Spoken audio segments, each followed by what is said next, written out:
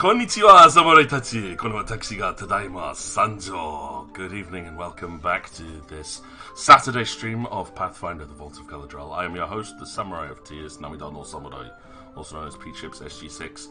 It's been a few weeks since the last episode of this, but we're back for our monthly session to see what happens with the Fellowship, try and find their way into the Drow Citadel. It's mostly going to be an information gathering session today, I think. There may be a little bit of action, but it's going to be a little bit short today. My voice is not as strong as it should be, so as soon as it starts to get a little bit husky, we'll probably be calling this session to a close. By the way, last time, well, we'll see what the players remember, but again, it was quite a heated session. So let's jump across and let's see what kind of content and conversations we get going on this week. I also have to remember to switch across to the big screen for the stream because I always keep forgetting to do that. There we go. Right. Waiting for the repent, that's right. Hello! Oh, right, yeah. Uncontrollable counter cut. Okay, hello everybody. We are now live on recording.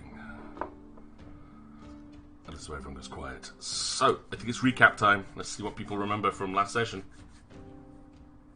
Y'all killed some motherfuckers. We technically did that before last session. Yeah. I found out you killed some motherfuckers. We got yelled at a lot. Yes. We learned everything was not what it seemed. And we continue to discover that Peach is not to be trusted. I never said anything that was untrustworthy. You just decided to go with your own prejudice. Now, Stand by my statement. Annoyingly now, anyone on stream will be able to tell if I'm smiling when I'm trying to hide my glee.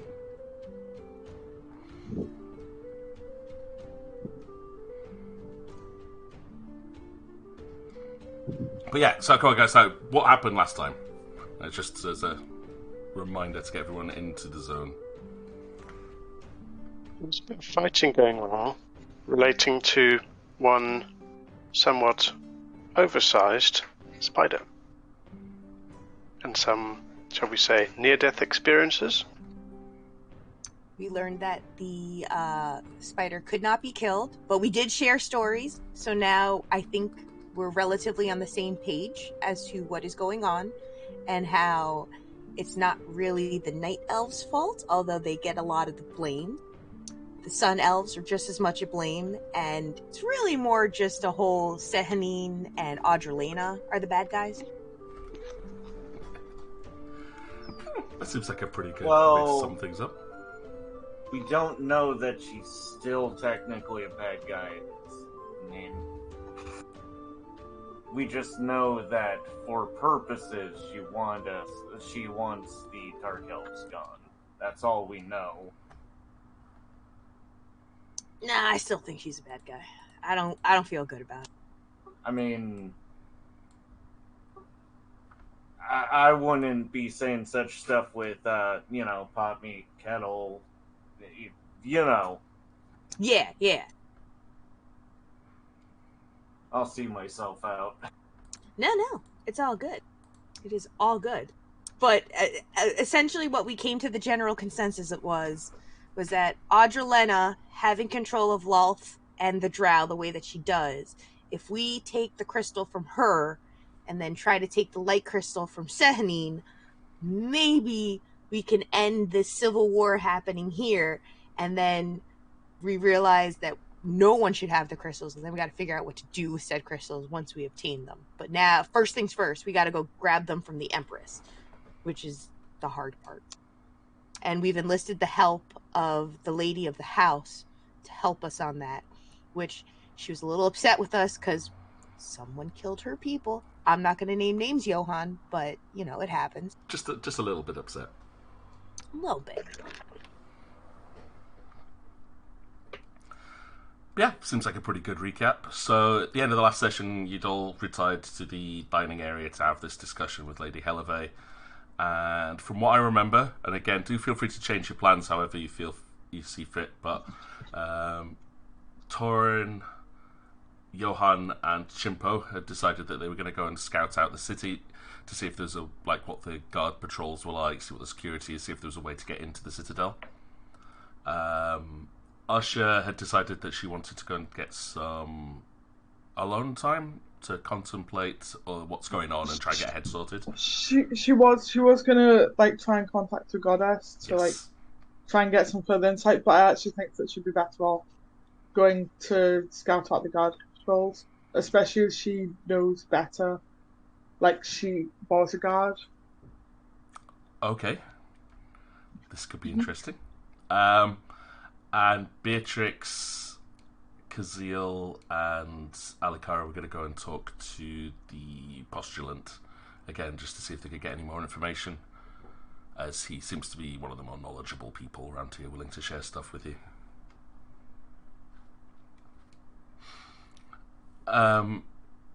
So you finish this conversation, the Lady Helave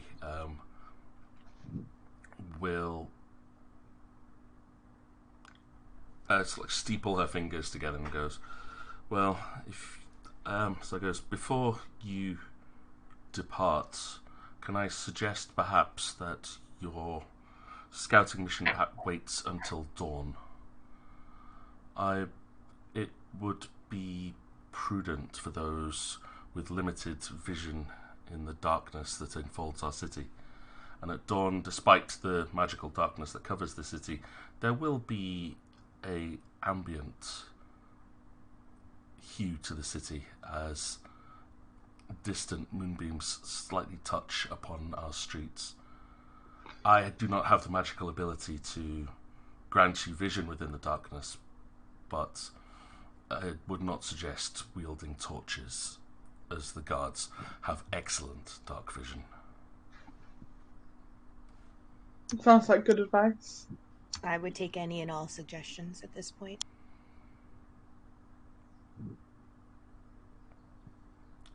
It is, of course, your choice. You are welcome, however, to stay here. A room can be arranged for you, and should you require any nourishment, please do talk to my servants.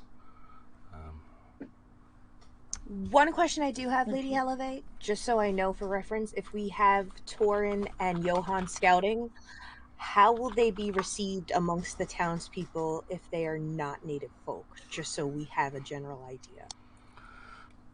My people are generally very untrusting of outsiders.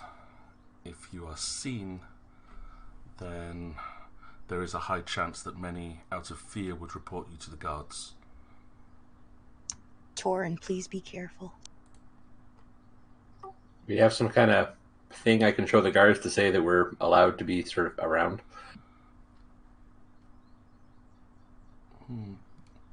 While I could dress you in my house colours and sigil, the fact that you are non-native species would arouse instant suspicion. I'm not sure they would even take a handwritten note at this point. Great.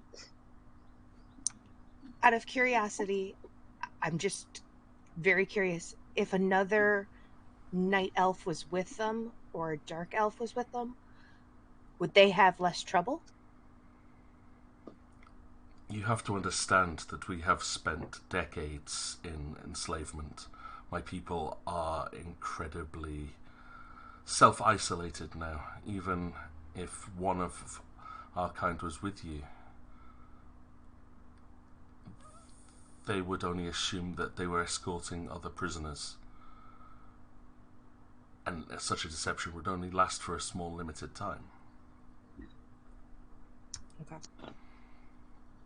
Alright, so that plan's not going to work. Okay, that's all I wanted to know. But should you require it, by the morning comes, at least 2 of my guards should be well enough to go with you, albeit slightly cautiously. Okay. Of which she's referring to the 2 guards that were killed but not maimed. Yeah. Oh, yes. Actually, that's a good idea. Let them have a little fun with Johann. That's fine by me.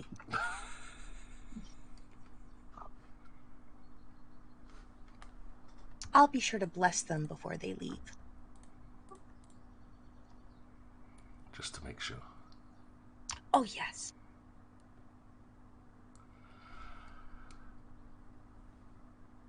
So, again, it's now up to you guys what you want to do. At the moment, it is approaching midnight. For most of you, you are actually starting to feel the toils of the day are taking their hold. As you find yourselves, apart from the elves at least, feeling the urge to yawn.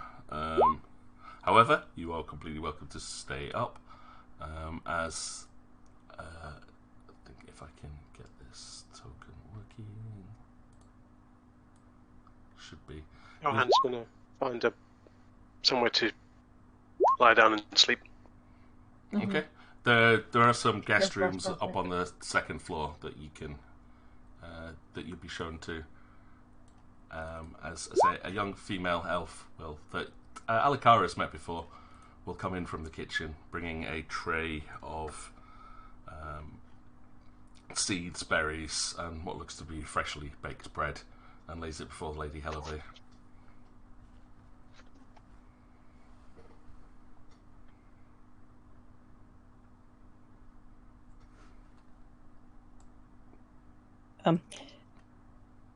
With everything unwinding, eating Beatrix is starting to get a little bit peckish as well. And asks if there's anything to eat or drink. Lady Hellevé will look to the servant, who will she will bow and return to the kitchen, momentarily returning with again another tray of similar breakfast snacks as they've prepared, as this is their morning. Excuse me, sorry, my throat is still a bit cuckoo. So she comes and goes, "Unless you require meat, my lady, please help yourself." As she lays out a tray of, say, fresh fruit, vegetables, seeds, and the small loaf of bread that's on the wooden tray is still steaming as it's freshly been baked this morning.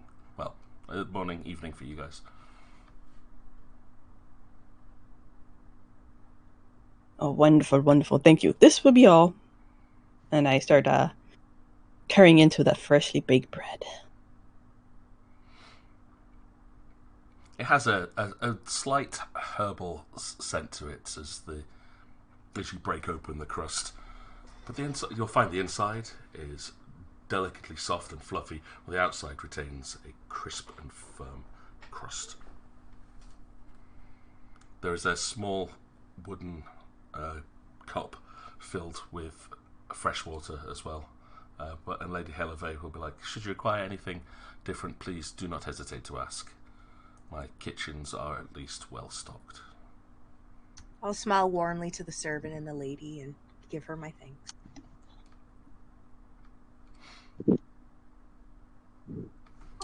Torin will gather up some of the berries and feed them to Weeble.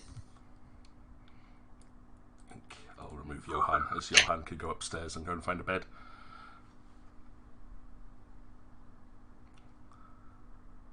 Weeble is well fed. He's a growing boy. I'll go over and pet him a little bit. Oh, I missed you, Weeble. Have you been good? Have you been a good boy?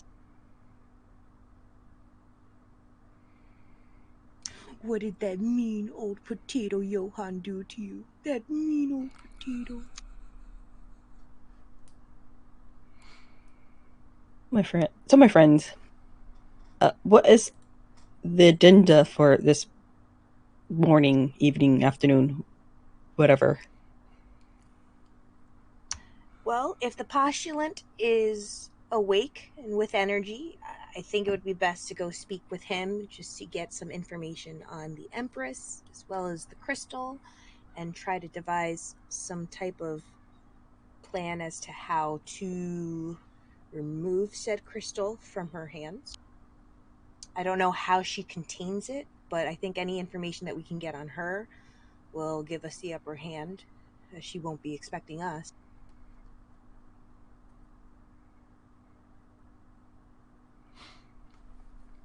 You'll remember that the postulant and this chapel is in the room just across the corridor from where you currently are. I'll look to the lady and ask if now would be a good time to speak with him. She will nod her head as she swallows and clears her mouth from the breakfast snacking. Of course, the postulant rarely joins us for breakfast as part of his nightly fasting. He will not imbibe until the early hours of the morning.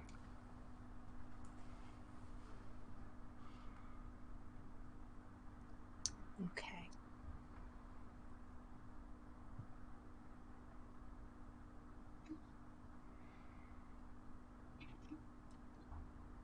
Well, having fed Weeble and with my partner asleep, I will also retire to get some rest. Alright. Yeah, I was just going to go as well. Okay. I'm going to start making my way to Velkin. So is Usher going to go and get somewhere to sleep? Yeah. Alright, I'll just doink then. Off you Boom. And my screen goes black.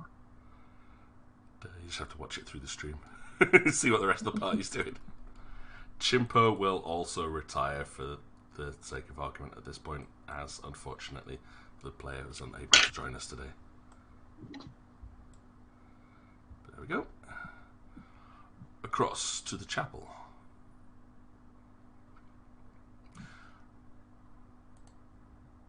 As you step into the chapel, you will find the postulant Velkin has risen himself into a kneeling position again on the floor, clutching the back of his head. He seems to be breathing quite heavily, but still remains in a position of prayer in front of the altar. I look at Beatrix and Kazil, and I just shake my head in disappointment. I'm not mad. I'm disappointed. To be fair, at that point I was asleep. I did not know they did that. That is true. Okay, fair enough. Same with me. Yeah. When they started throwing hands, I was outside. I had no idea. I was like, "What's going on? What's going on?" As soon as I started throwing hands, Like I'm like, they went crazy when we were knocked out. who? Okay, so do you guys know who hit Velkin? So I can have a talk with them personally later. No, I don't. Anyway, Was it Chimpo? I do, but I'm not there. So. Yeah, that's a good thing. You're not there. Was it Chimpo or was it No, Johan or was it wasn't Torrid? Russia, so it's fine. Johan turns over in his sleep, muttering, "Not me." He's just used to it, like, periodically. I'm sure Alikara's talking about me now. I didn't do it.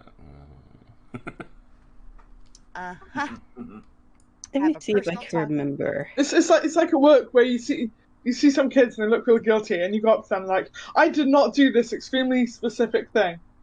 And it's like, yeah. funny that I didn't ask you about that. And you happen to know all of the details. Yeah. Yeah. Questions. I've got them. I really like this NPC. He's just a good old-fashioned man. He's just an old grandpa. Hearing you guys having this conversation at the entrance to the chapel, Velkin will very slowly turn around, and noticing Alikara, you'll see him like finish his prayer very quickly, and using a hand to steady himself, will rise up and goes, Lady Gold. Velkin. I am not dead, it seems. The Frost Goddess always has her hand upon you. She will seek wrath and fury for those who have touched you and hurt you. I promise you that. I did not betray her, at least. nor would she ever walk away from you. Is there any way I can cast a heal on him or something to at least relieve the pain on the back of his head? He'll be okay. This is Okay. cinematics. Like, he's just putting pressure on it. Thankfully, he was just knocked out. He wasn't attacked properly. He wasn't like stabbed. They just knocked him out. Okay.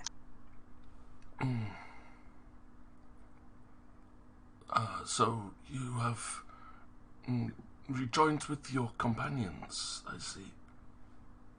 Yes. They found their way here. Blindly, they found their way here. And so we have a resolution and a plan of action. But before we can continue further, there's still some more information that we believe you may have insight for to help us with. As always, all I have is yours, Lady Cold. Please, you're welcome into the Lady Oral's chapel. And he will put his hands out to the side and bow to Kazeel and Beatrix to greet them into the small chapel. I look at them, make sure that they bow right back at him. Bow. Bow for the nice old man. I awkwardly bow to the old man.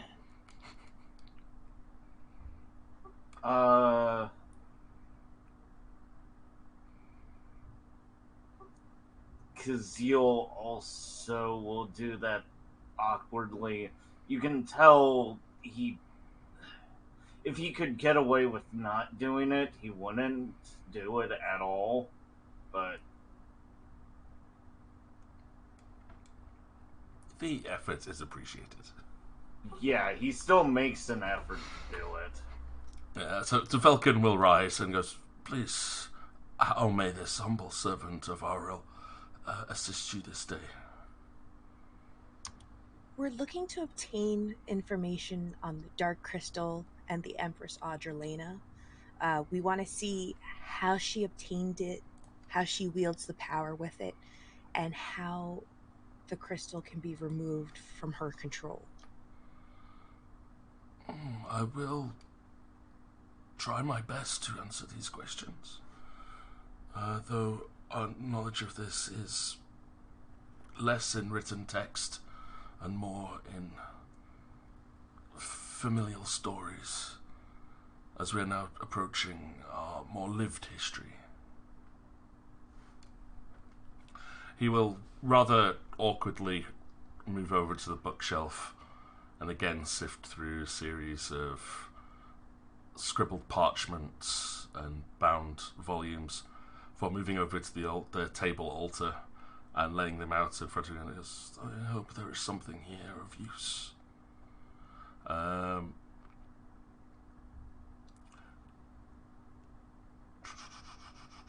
He will open up the book that he'd used before to explain the history of the initial weapons of Auril. At first, moving the pages to somewhere later as he starts to flick through. What specifically would you like to know first about the crystal itself? I think this is a more apt starting point. Guess it would be best to start at the beginning. We know that it's an origin of one of Oral's weapons, its creation, and what it can ultimately do. Oh, very well. Let's see. As he starts to thumb through some of the pages, you will see some runes and pictures that look very familiar as he's flicking through the pages that seem to match the symbols that you saw at Selûne's temple in the future. As he eventually then stops on the page with the dark rune. Yes. Okay.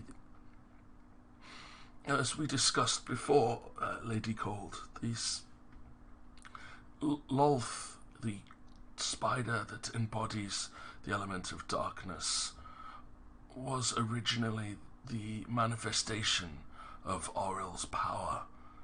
In the great deity wars, she divided her power to expand her influence upon the world. These creatures were terrifying and mighty and under her beck and call, and with them she rose up the ranks of the Parthenon of gods. But she did not stop where others would. Her vengeance was unquenchable against those who she felt stood in her way. As he turns through the pages and scans through, he will do his best to translate some of the under the drow statements into common or elven, although Kazeel will pick up a little bit more of the nuance to his statements as he listens to the actual original text as Velkin reads through it. It is said that in one of the greatest battles between Auril and Selûne, that Selûne found a way to trap the power of Auril's weapons inside a sequence of death and rebirth, stripping their immortality and sealing them inside these chrysalids that we refer to now as crystals. The creatures became vulnerable, but should they fall, they would eventually be reborn from this power. Then, with the power sealed away, Selûne's forces scattered these crystals to the four corners of the world, ensuring that their power could never be reborn and returned to Auril. The power of darkness was the one that we held on to the most. We, the elves, held on to this as the battle raged on and tore us apart from the main world.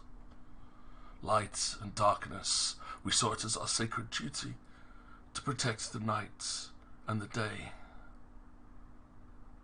As you know, the day elves overthrew this balance, banished us to the earth below, and only when that power of light was stripped away did Lolth awaken,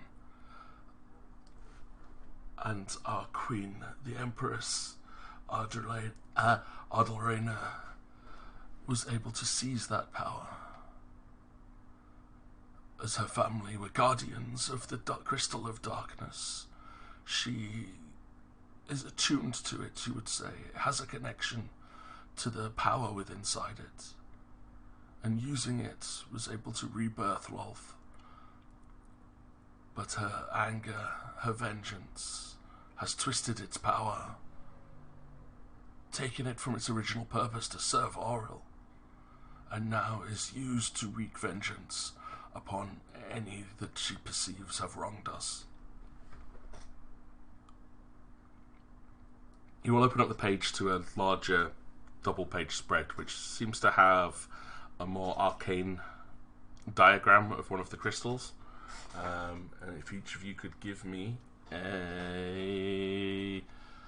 I've been playing too many other D&D games at the moment, so I'm just going to double check. I think it's a knowledge arcana check. It's Pathfinder, right? If you have... Do we have knowledge arcana? Yes, we do have knowledge arcana. That's good.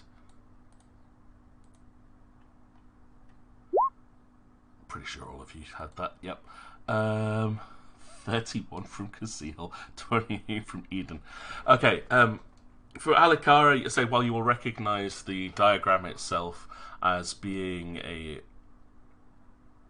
it's kind of like a scientific diagram of the crystal. You know, it's like, seems to be how someone perceives the energy is stored within inside it. Eden and Kazeel will notice certain magical pathways are being described within it. And those pathways, their notes seem to imply that if a person could attune their own lifelines to within the lines of these magical pathways, then they could channel that energy through them, which would give them a connection to the magical creature that crystal contained. It mentions the fact that this is a long-running process and not something like you can't just pick up the crystal and instantly control it. So it requires long, potentially months of attunement, depending on the power of the creature and the time cycle of since its last rebirth. So the older the creature, the harder it is to control. But if a creature is felled and in its rebirth cycle, then it can be attuned to immediately.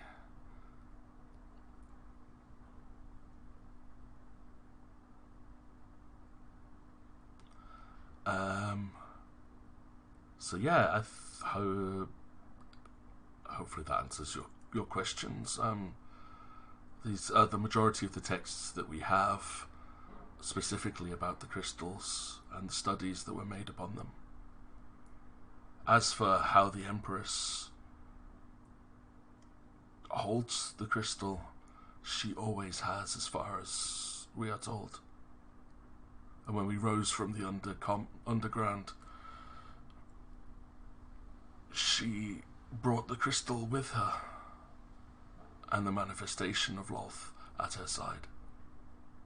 And it is that power that she uses to corrupt our people. By chance, so I'm understanding this correctly, as I understand, Audrelena was a follower of Auril. Could another follower of Auril be able to contain or obtain the crystal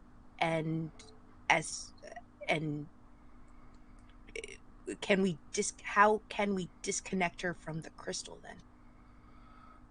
Well, as far as the studies appear to say, anybody could have control of these crystals.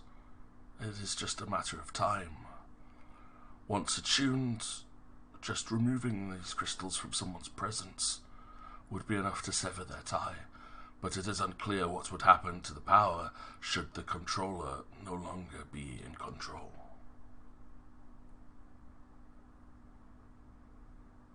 Okay. This And was she always- Salune's design. Fucking Salune, of course. Okay. And she always keeps it with her. Does she carry it like a necklace or a talisman, or does she just walk around with a crystal in her hand? Due to the size of these crystals, I think it is unpractical that she would carry it always. I have no knowledge where she keeps it now. But in her time under the earth, she would keep it in her chambers, at her bedside at all times. And I'm sure that's heavily guarded.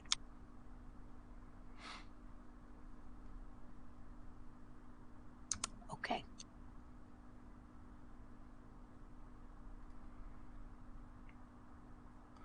Do Beatrix and Casil have any questions?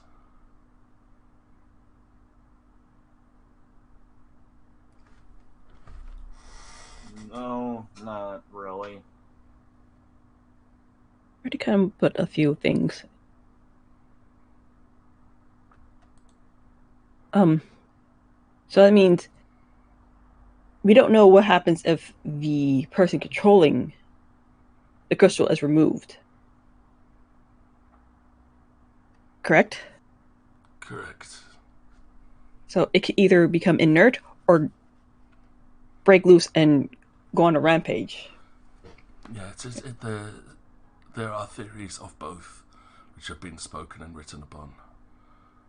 There is a high chance that without anybody directing this power, it would go berserk and unleash its wrath upon anything within its gaze. Is there a way? Does it have to be physically taken from its controller? Is there a way that we can magically or find a way to bring it to us? Is that a possibility, or do we have to go in and get dirty?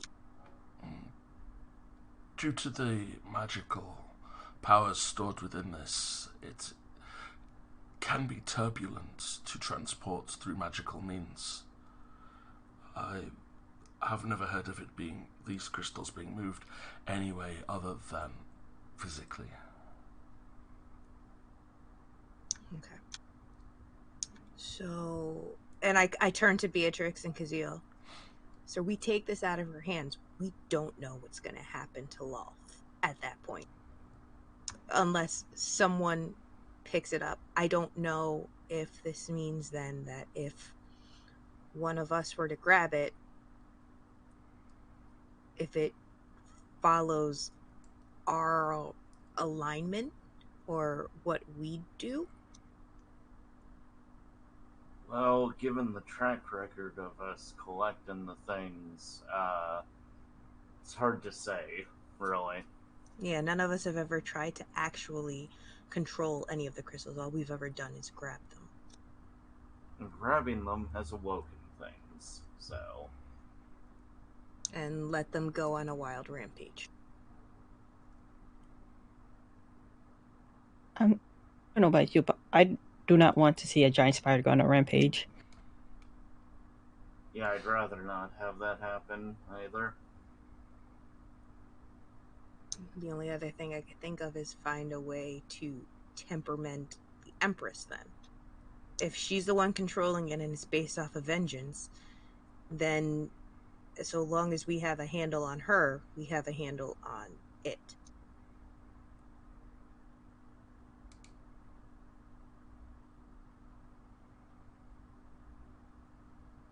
But the thing is, trying to get to her while alerting her so she will not send that power toward us.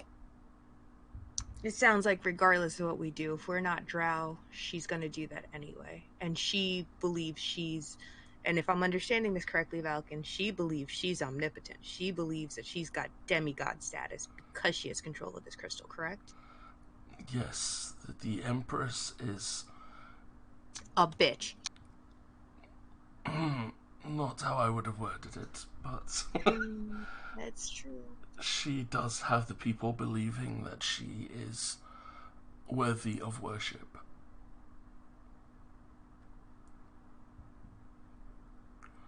And has risen Lolth to the status of a deity herself, despite the fact that it is purely a manifestation of power. Okay, so hear me out. I'm going to throw this out there. You guys throw this back at me. What if we use the people to get to her?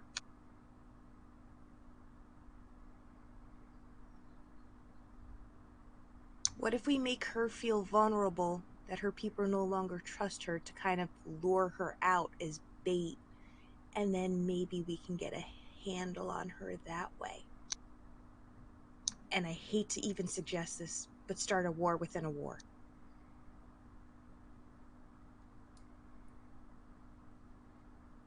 Essentially just become rats in the kitchen.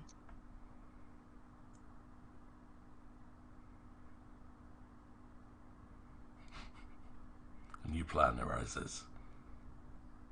I didn't say it was a good plan, but it's because if she is under the belief that she is worthy of worship because her family were the guardians of the crystal, if we make her question or doubt her followers, and we start some type of civil unrest amongst those that are followers of Oral and those that are followers of the Empress, and she doesn't have any sense of control, it'll put her at a disadvantage, make her vulnerable, and then we can somehow take the crystal that way and hope for the best. I don't know.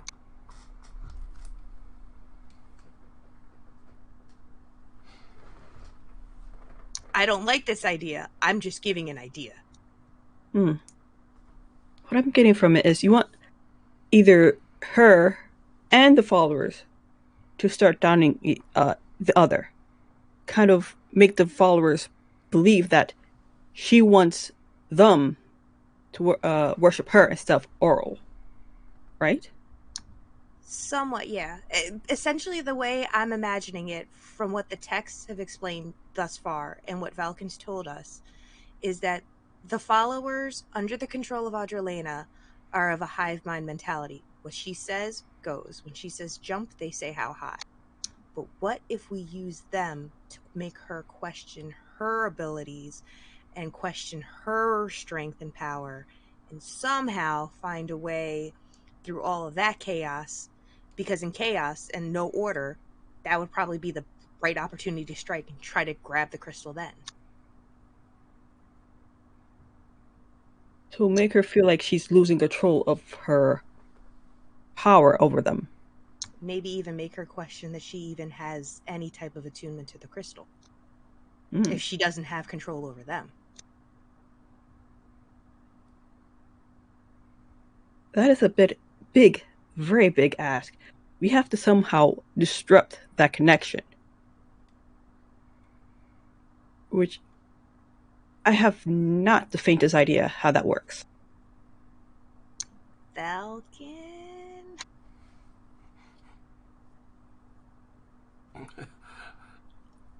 Like he said, the only way he would know would be like over time. He said the connection would naturally fade, or if it could be reattuned to somebody else.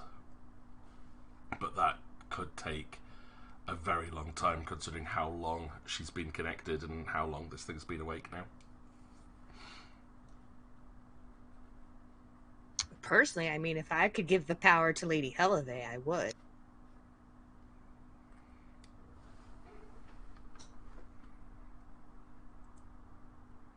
I mean, Helave is equally of the same mentality where she doesn't want it to be in the Sun Elves' possession. She cares about the well-being of her people and those that don't necessarily follow her. Is there anything, Falcon, you'll have to forgive me because what of the followers of Audrelena and the followers of Arl here, you'll have to forgive me, it's still somewhat foreign to me given my time, place, and status. But out of curiosity, is there anything amongst the houses where they not necessarily battle amongst each other but challenge one another? I imagine... Go. I just wonder if, because I imagine that the houses were established the way that they were to bring balance amongst the other houses and that which is the rising house. I just wanted to know.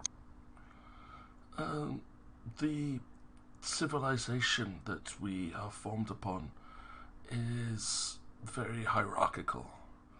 The older the family, the higher its power stands among the lower houses. The Lady Helave is one of the higher houses, but still there are many above her. The only ones that join sway are those of equal or higher tier.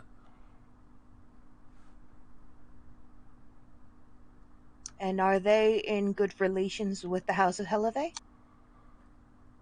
I'm not privy to all of the political standings of the houses.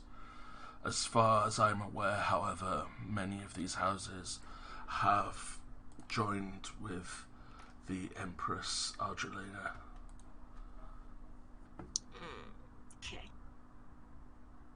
There are some houses, but most of them are smaller, younger vassals. But do they have numbers? Is it a strength in numbers game where there's more of them, even if of equal or lesser influence?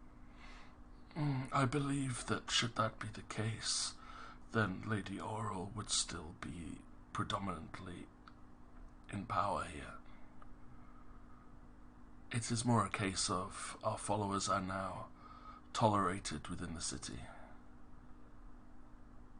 Our memories are short, but our vengeance is long, and the Empress has done more for our people in recent years than they can account to our Frost Maiden.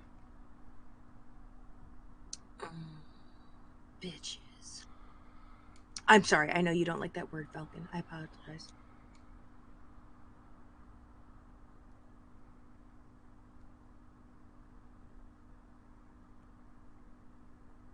I'm going to turn to Beatrix and Kazil. Realistically, I don't think there's any way for us to go in there, go to her chambers, grab the crystal, run out, and come out of this unscathed. It'll never be that easy, no. No. But I think if we cause a riot, it'll up our chances. Yeah, but a riot also can't... A riot introduces the chance of not having control, and because that can go really, really bad quickly. Like, it'll work, but it could easily turn on us.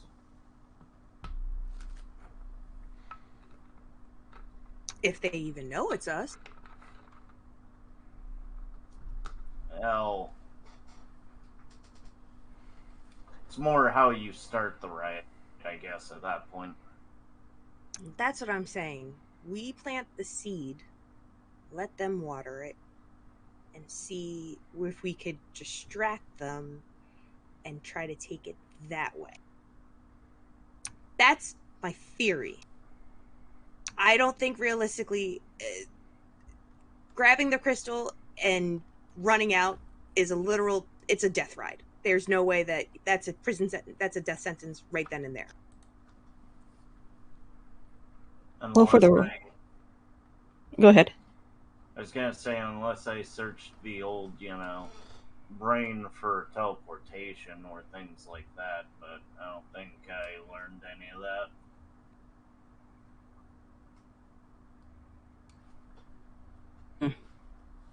If you want the right... Huh? Oh, I was going to say, what were you going to say, Beatrix? Yes. If we were going to make that ride, we need time and a little bit of subterfuge to plant the seeds of... I'm sorry, what does that word mean? What's subterfuge? Treachery. I have low end. Treachery. A lot of... I'm listening. Political intrigue. Try to dig up some dirt on the higher houses. Just because they're up there and loyal doesn't mean they really are loyal. Most of them are there for their own political benefits. If we start telling them that the Empress really doesn't care about their interests, they might want to, rise the ranks. Uh-huh. Or that their neighbor is out to get them. I mean, they're not there by baking cookies and helping the Girl Scouts and their community. So we can find more dirt about them, use it to our advantage, have them, I don't know, start gathering or something. Or we confuse them and tell them we heard that this house wants to do this to you, and we know that that's your weak point, but we can help you if you can help us. Or we can make them all turn from the Empress and bring them to Lady Helivate's side. Mm-hmm. You are a chaotic woman, and I like it. I like where your head's at, Beatrix. You really should consider Oral one of these days. I really think you'd like it here. We have the best snow cones ever. We don't have time for that soapbox right now. We still gotta do the plan then. So, let's see what Lady Helivate could tell us, and maybe we can go from there. Yes. But again, Beatrix, when this is all said and done, you and me need to sit down over some... Kazil, shh, when we have a second, Beatrix, you and me need to sit down over some iced tea, and we need to chat. Listen, Valken, she would be great if she was one of us, wouldn't she? She'd be great. You'll get a very wrinkled smile from her. Right. One of us. Okay.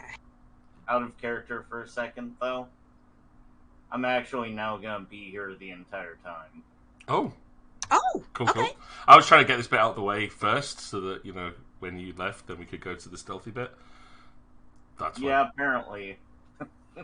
Okay, cool, That's cool. just the way things worked, so. Nice. Nice.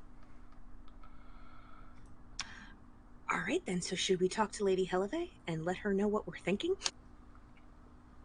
Would not be a terrible idea, though I think I'll talk to Belkin a little bit about at least magical stuff, see if I can use that to, I don't know, decipher some new spells. And as you do this, I'm just going to put my arm around Beatrix's shoulders and be like, we're going to be BFFs. We're going to be like sisters soon. I can't wait. We're going to have a blast.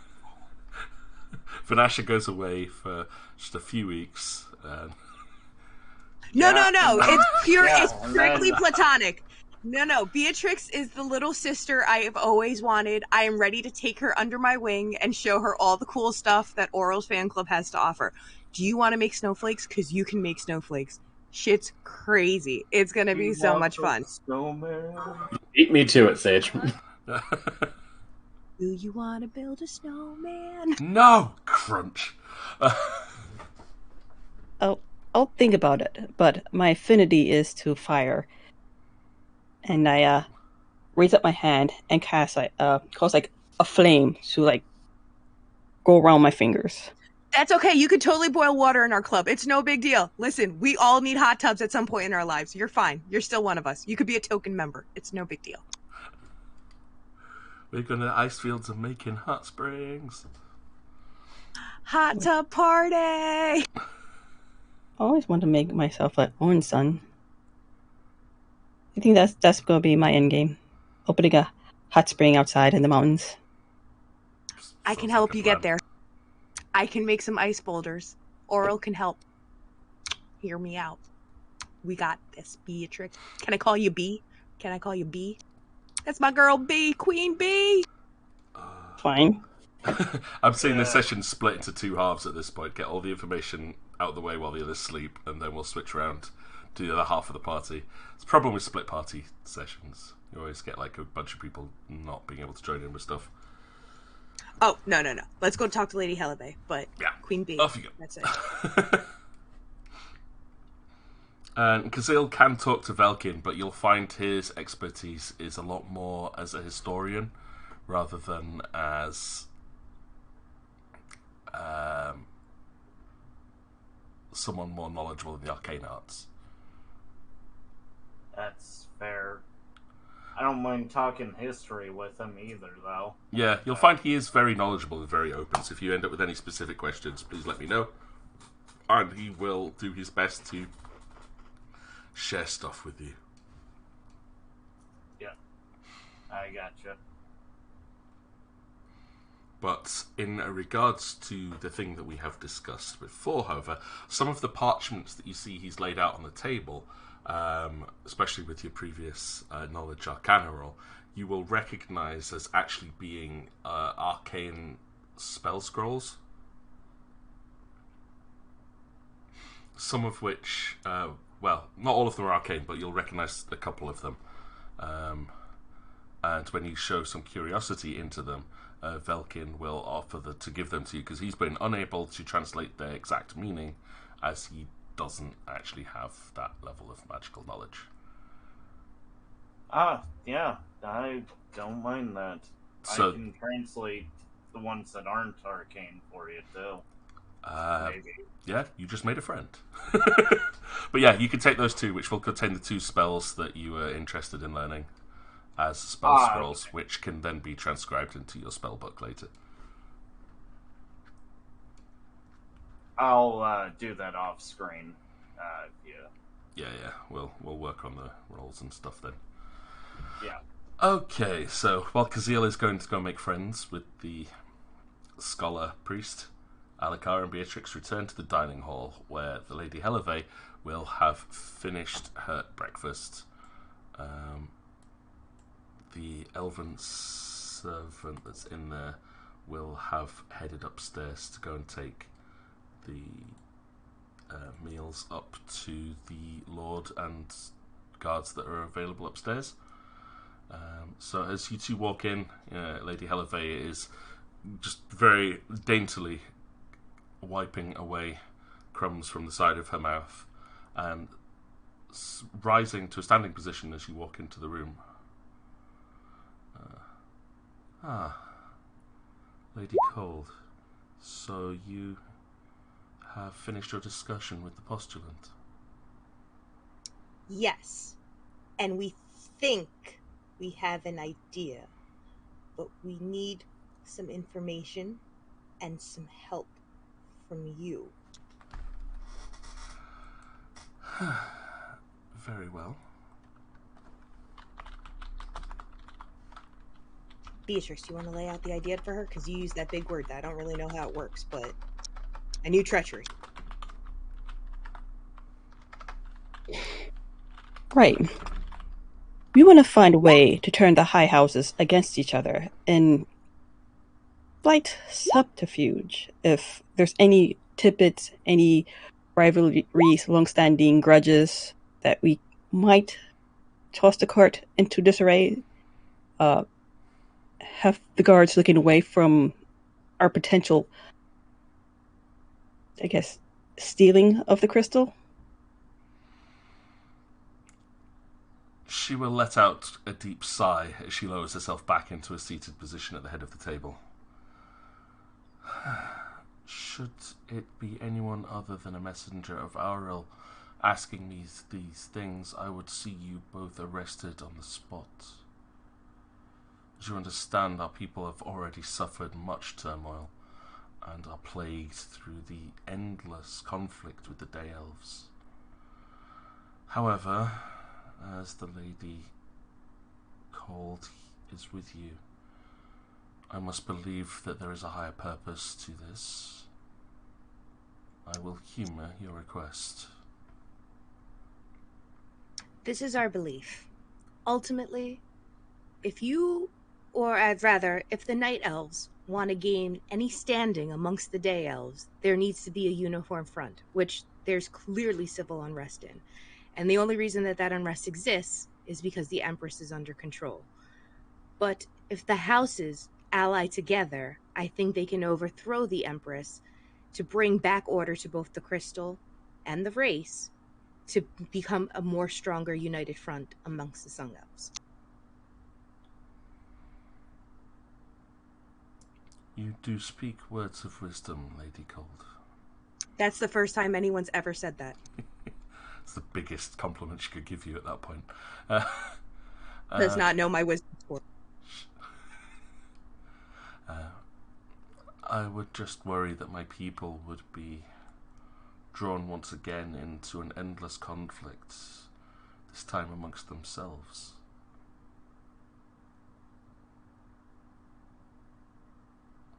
I think under the right leader and under the right direction, it could possibly lead to positive changes. The reason that they've been in such unrest as it is because they've been under horrible leadership, somebody with a negative hive mind mentality. If you were to change that mindset, or as I like to say it, take that, rewind it back, maybe, just maybe, there's a stronger chance of survival for your people.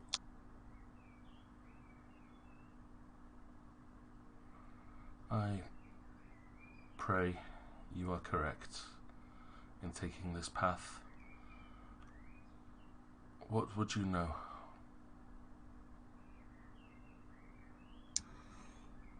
What is it? If the higher houses, it's our understanding that you are one of the ranking higher houses, but there are houses above you that give sway and carry some type of sworn allegiance or loyalty to the Empress. What if we were to make them question their loyalty in the Empress and find a little confusion, doubt, hesitation on being consistent followers of hers?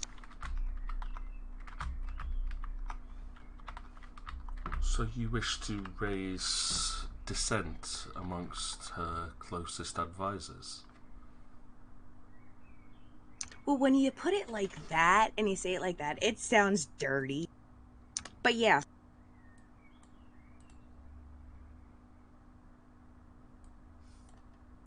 There are probably those in some of the older houses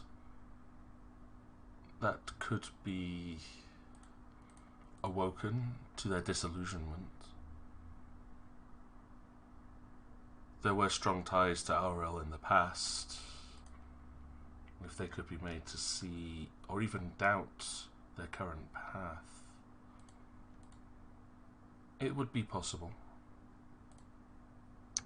Is there a way that could happen behind the scenes so that nothing gets caught under the Empress's eyes? We would have to be discreet.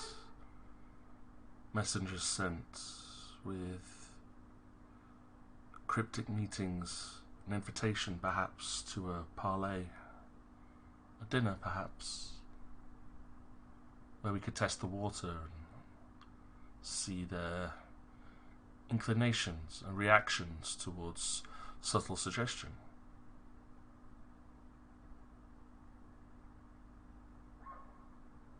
I'm not opposed to this.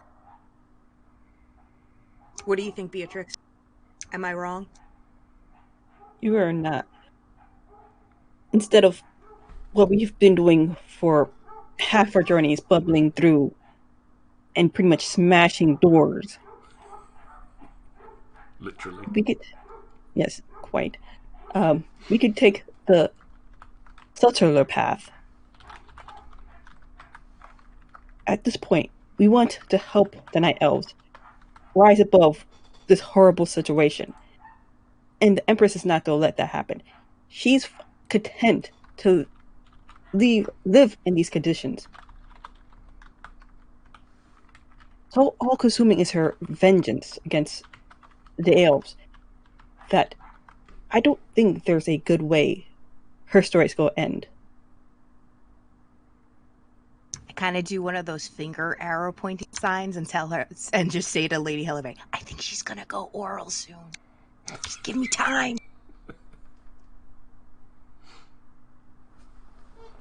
Gazelle twitches from the other room. Yeah, we don't have time for that. I said later. I said later. It's an off-screen chat. Yep. Yeah, Lady Hellevae, if you have a way that we can secretly and cryptically parlay to get the leaders to meet with us, and in the time that it takes from them to reach us, give us as much juicy details and all the dirty stuff you know about each leader that we possibly could use if we have to put in some word muscle, then maybe we can get them to see things our way and possibly get them on our side against the Empress to kind of go in by force. That's the plan. Oof, I'm liking this as a GM. Political intrigue and subterfuge. Excellent. Yeah, we can get all the submarines you want. No big deal. Beatrix might be able to even conjure up submarines. I don't quite know how that works. And some refuges. It's a fire spell, right? It's a fire spell, yeah.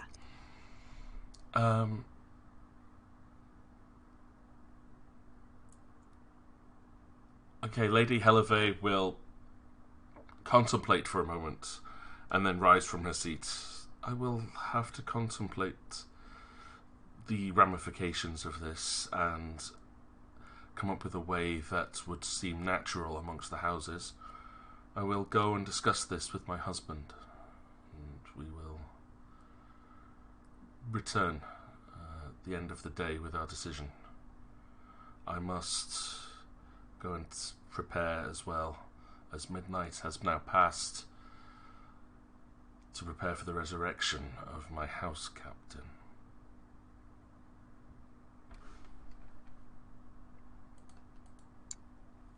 Okay. Take your time.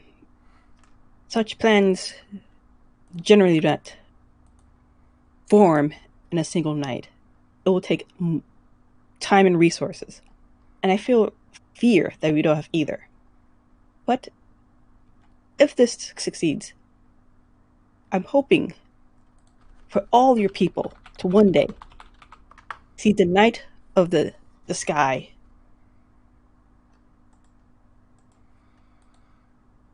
So, I pray also for this, Lady Beatrix.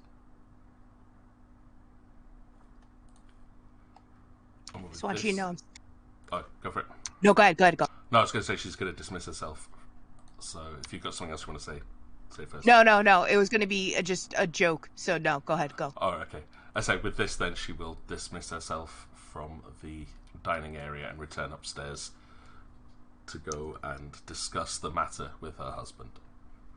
Beatrix, you're much better with words than I am, because I would not have. I mean, I said it and I felt it, but I don't know how to say it because that involves emotions and feelings, and I don't know how that works. Good job. see, I liked treachery and subterfuge. If I wasn't a sorceress, I would make a damn good rogue. Kazeel twitches in the other room, resisting the urge to make a joke about, cold or something. What's your alignment again, Beatrix? Chaotic good. It's all right. You got chaos. That's all I needed to know. This is going to go great. She could Just corrupt so the you good know, side. Kazeel is chaotic good as well. Oh, we're going to have so much fun.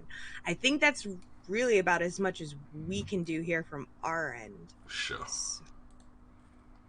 Okay, then I think it's a good time to go to the others who have retired to the top floor.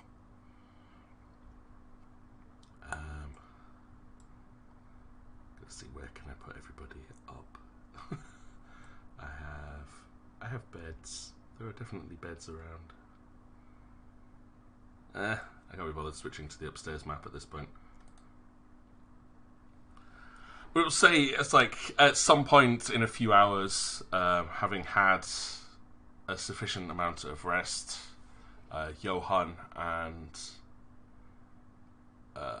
Torin and Usher will awaken. When trying to rouse Chimpo, she just kind of grumbles something and rolls over, seems like unable to rouse herself. So you decide to leave her behind. But let's bring the rest of you back downstairs. If I can do it. Johan, and where did Usher go? I lost Usher.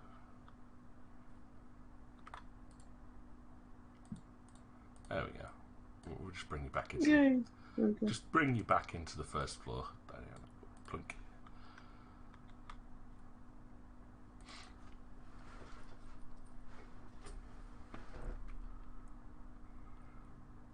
As you're so awoken, again, the elf will throughout the night have been providing any kind of refreshments required. There's another meal being provided as you guys wake up, so if you're wanting anything to eat before you go out, just let her know. Oh, yes, I sure will. Anything specific? Just anything you have lying around, really. Very well. It will be mostly plant-based and stuff that's been made or grown through the forest then. I was just happy for any foods, really, given, how they kind of... You've been on the road for God knows how long, eating trail rations the whole time. Yeah. Yeah. It'll be quite nice to have something which is just fresh. It's got flavour in it, Yeah. vitamins. Exactly. Coffee, pastries, berries. Done. The best approximation they can get to coffee, which is a hot brewed beverage, which does seem to have a bit of a wake-up kick to it. Pastries, definitely. The smell coming into the dining room will waft through the kitchen of freshly baked goods throughout the afternoon. Ooh. Can I have a pastry too, please? Or two pastries. Can I have two pastries? Each time you do it, the servant will leave and come back in with with whatever it is that you request. She like looks at her like berries and veg. She looks at pastries and is like, pastries, please. Pastries and bread. So there'll be like fruit. There'll be like fruit tarts and Yeah. it's like cereal baked inside pasties and things like that. Like a nice walnut and apple stuffing type filling.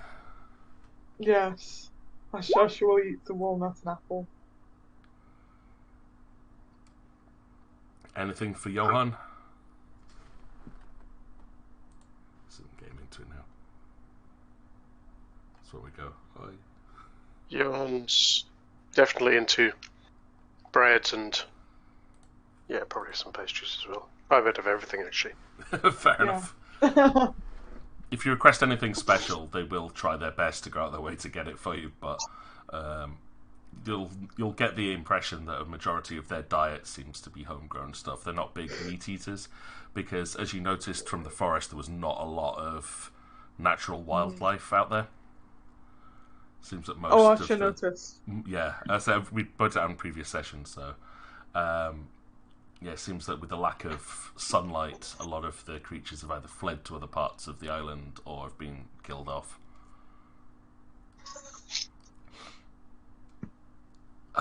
But with a fresh meal in your bellies and a good night's sleep, you make sure all of you've got your hit points are probably fully refreshed at this point if you'd lost any from the fight before.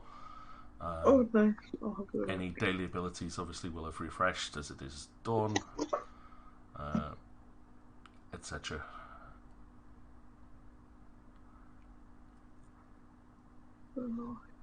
And you're looking at it, it's just before dawn, which is the point where the Lady Heleve had recommended that you potentially wanted to head out. This will give you the best chance to be seen, and there is usually a shift in the guard patterns around about that time, so it would give you a better chance of sneaking in and getting a good look at how the city operates.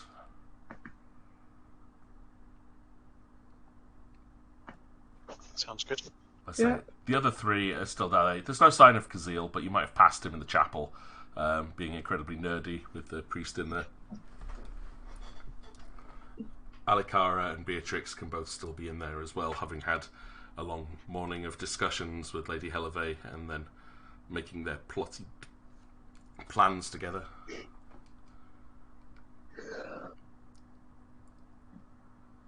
Gazeel only has to sleep for 2 hours, so it's more time for nerding out. Yep. Excellent. And, Velkin will have been very impressed with the fact that Gazeel seems to read a lot of the Undercommon script. Doesn't come across a lot of people from outside his own people, let alone those that can understand his texts. Gazeel is noticeably a little bit more awkward about that one, because he knows that for very good reason. Turns out you don't want Drow just sneaking in. You want to know what they're saying. Yeah, that's a good idea.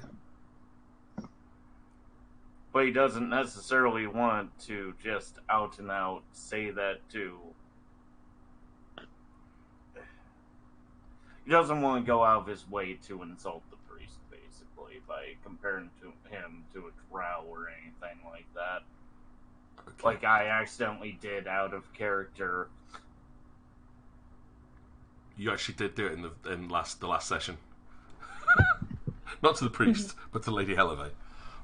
Yeah, I did. Because it just revealed Kazeel's racism. Yeah.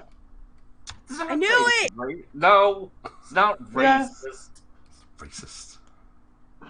Everyone's a little bit racist. It's true. I mean, I could say Alikara is towards the Day Elves, given how hard she jumped on that one, but nah.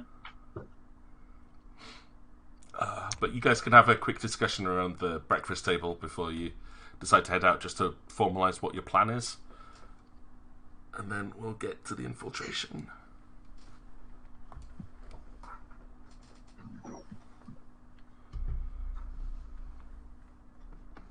this is really up to Torin, Usher, and Johan now. This is your segment. Yeah. So take it away, folks. Okay, so I thought that Asher could use like her guard knowledge from Linda Lewand. Yeah, there. It's amazing how we used to be able to say that straight off the bat. I've not said it in like years. Linda Lorendor. Linda Lewand. Oh dear, never mind. That one. That place what I just said. Linda Lorendor. Linda Lewand. Oh dear. I'll practice. Good. Considering it's your hometown, it would be a good idea. Ash's hometown. From Ash's hometown.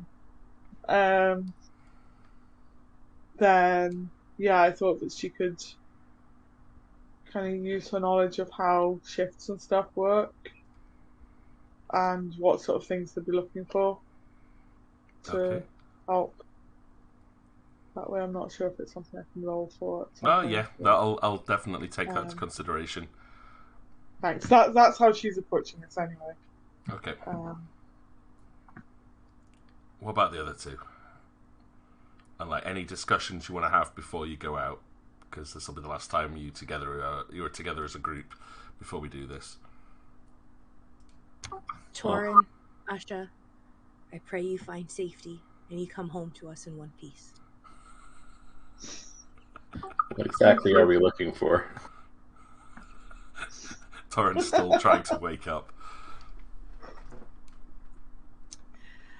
Right now, I think what we're looking for is to find a way to get in the easiest means necessary. What we did learn of the crystal is the crystal actually has some arcane energy tied to it. It has a bit of a how do I put it? Magical pathways connected to the crystal, and that's how it attunes to its controller. So chances are she has this in close proximity of her. She's not going to be wearing it, but she would likely be not far from it. If you can give us any information as to what her chambers and what her dwelling looks like guard-wise, maybe that'll give us a better idea.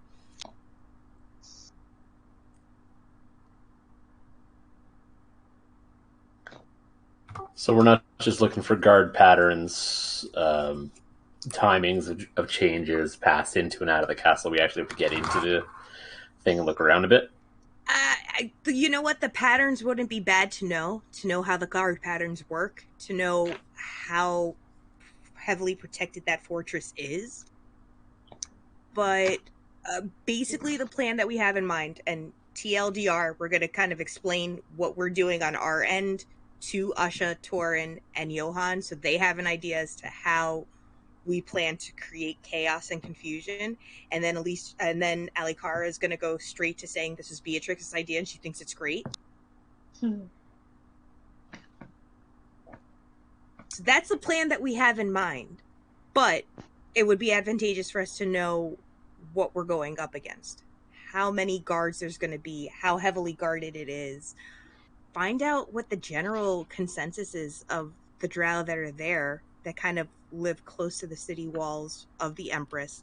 See if maybe there's, little ways that we can even plant the seeds in them. One trick about that is I don't think they're going to want to talk to us. No. Oh, but body language. We'll work off of Body language. Most of them won't see me. No, but you can see them. So you have to communicate using their body language. What? Uh-huh. Is there anything I'm missing that we should be asking them to look for? I don't quite know. No, it's just I want to make sure that you're aware of what the plan is for those going into the city before you go. Otherwise, it's a case of they show up and then go, "What are we doing here again?" What are you guys planning on doing when you get into the city? Maybe that would help. Well, my plan was to get a sense of the guards, to get a sense of their equipment, whether we're dealing with more melee people, ranged, what kind of, if there's ranged people, if there's magic users, what they might have in the way of magical defenses. I'm not sure if any of us can actually detect that kind of thing or not. Not with the party you take it with you.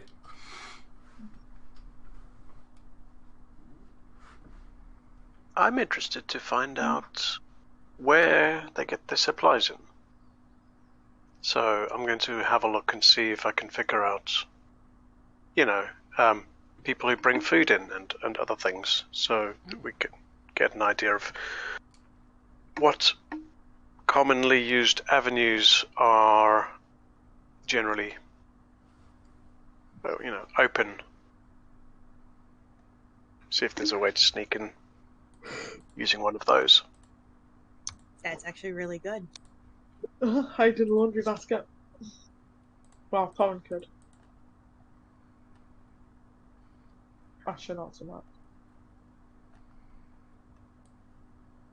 Stick you in a water barrel.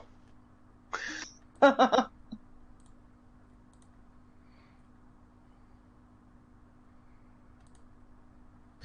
don't need a water barrel. I'm 3'6" in a land of 6-foot tall beings. No one's going to even see me.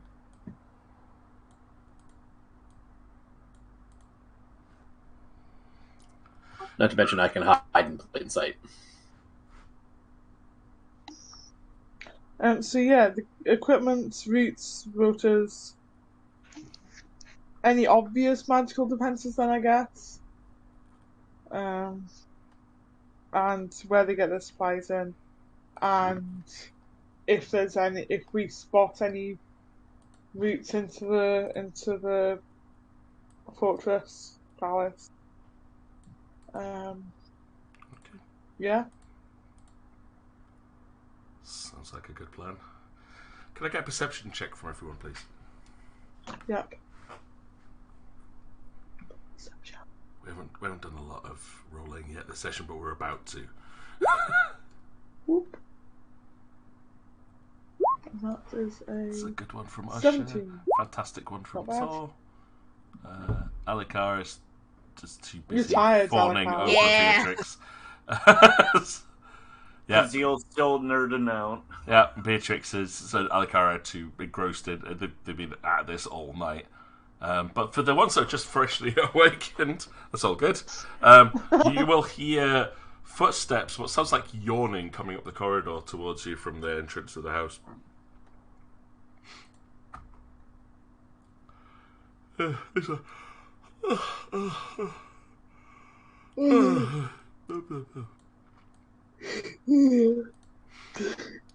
I'm just kind of like stepping into the room. His eyes like closed. This is like stretching up. This is like half zombie state. Just steps forward, reaches forward, and pours himself a drink from one of the like jugs of this coffee-like brew on the surface. Pours it and drinks, and then just half opens his mouth, unaware that anyone else was actually in the room. It seems, and stops and stares. You'll recognise this as one of the guards that you attacked when you entered the house. And he freezes. Good morning.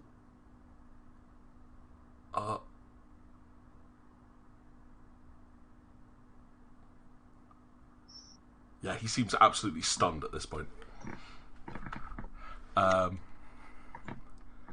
He is not wearing his armor.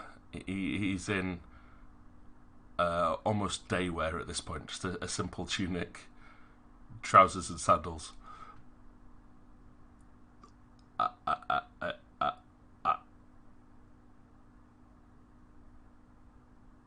Alright there, mate. Choking? You need somebody to pat you on the back? Kind of look over to him and be like, "Are you okay?"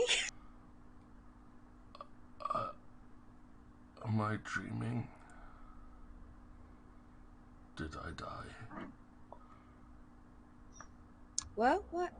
What happened? Sir, are you well?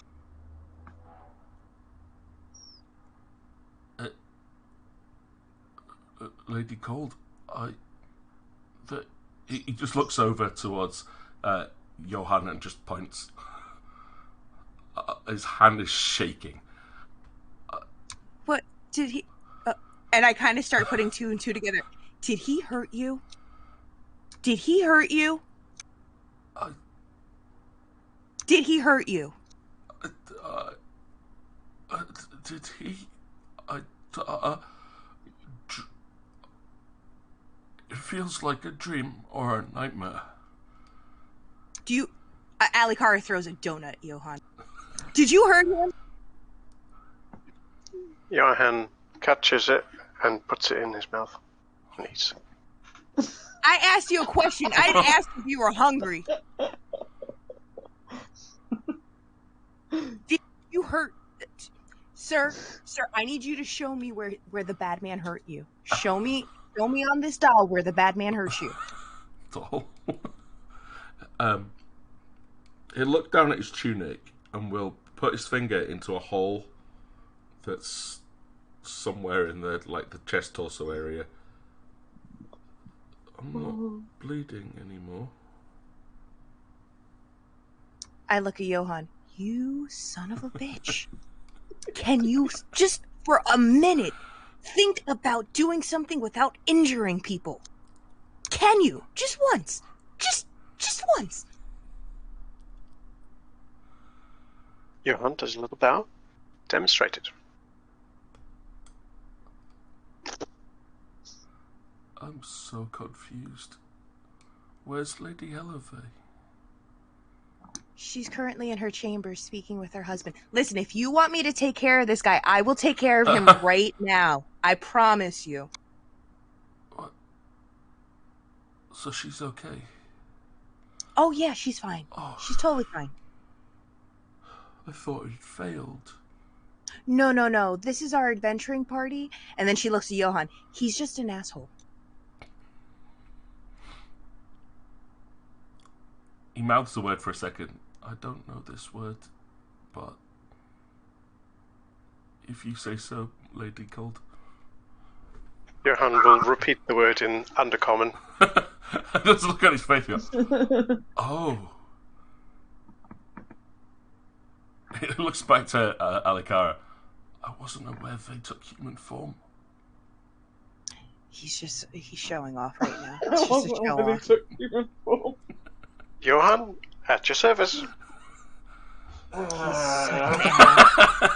Kazil's just in the background, just rubbing the bridge of his nose. Children.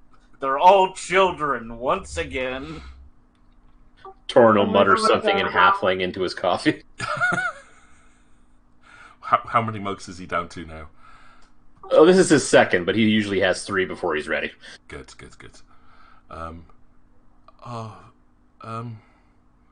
Yeah, the guard seems a little bit stunned, but he seems a little bit more relieved now that he's heard that Lady Heleve's okay.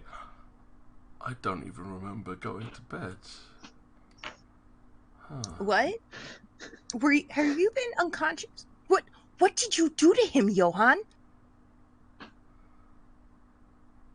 I got stabbed, you know.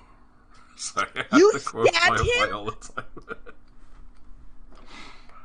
Right here. I try to find something heavier to throw at Johan. I'm looking around the room. I'm like, what can I throw without causing a riot? Johan's going to point to the left, bread.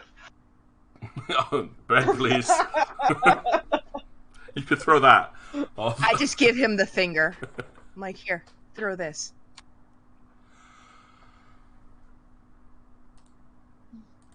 You gonna say? No, go.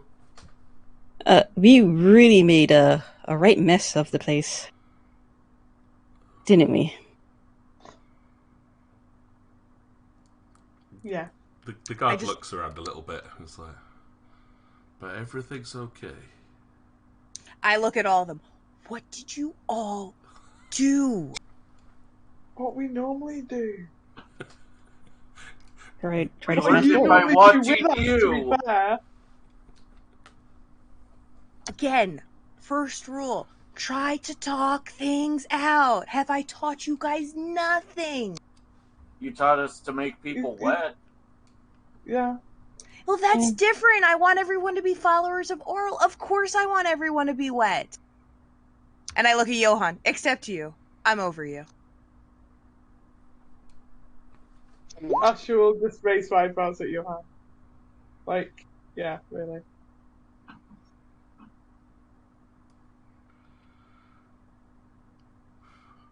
There's Antorin trying to claim their innocence. So I'm saying the halfling equivalent of that phrase. Yeah. But yeah, the guards will finally remember that he's poured himself a hot drink and take a sip, and then gasp for a second. Sorry. Just took me as a bit of a shock, Lady Gold. I'm on duty shortly. I should go get ready. If you need anything, I'll be at the guard entrance. Thank you so much for your valiant service. I'm sorry that you encountered, and I look at Johan, such bumbling idiots. The rest of them are great, but this one...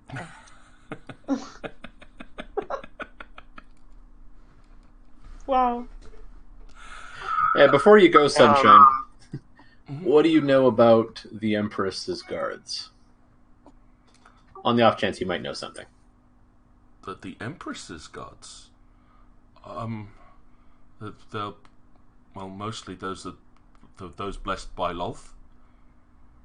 I used to know a couple of them, but we haven't talked since they all turned into those half spider things. Well, do you know anything about how they operate? What they might have for equipment? You might want... Well, you'd probably want to talk to that Lady Helleface bodyguard. He's a bit more up to date on that one. But they tend to be like the elite guards, where we get to see them out on patrol. Very impressive. You know, they have these gigantic spears, and don't tend to see them using a lot of range things because they're just so fast. I think it's something to do with those extra legs, you know. Sorry, come again? Yeah, what do you call them? He's talking Half about spider? the half spider transformation. They're drider things. Lolth apparently blesses chosen ones with a gift of becoming like her.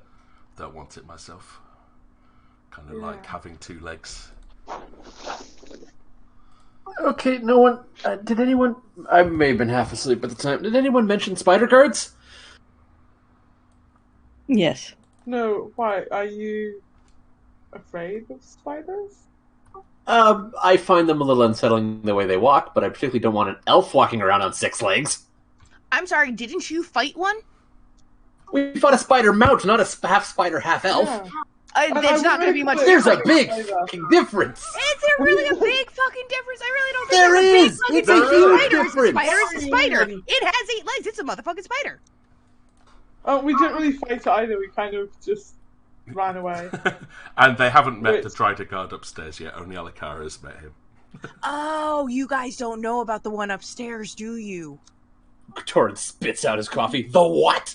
Oh, he's a good boy. Really, really nice. Gotta use a little intimidation, but once you get him in check, nicest fella in the world.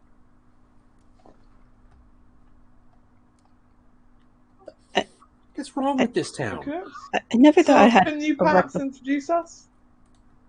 Oh yeah. I don't know what his name is. I've been calling him Carl all this time, so I call him Carl. But, you know, Carl Sagan, whichever you really prefer. Really nice, though. You just got to get to know them.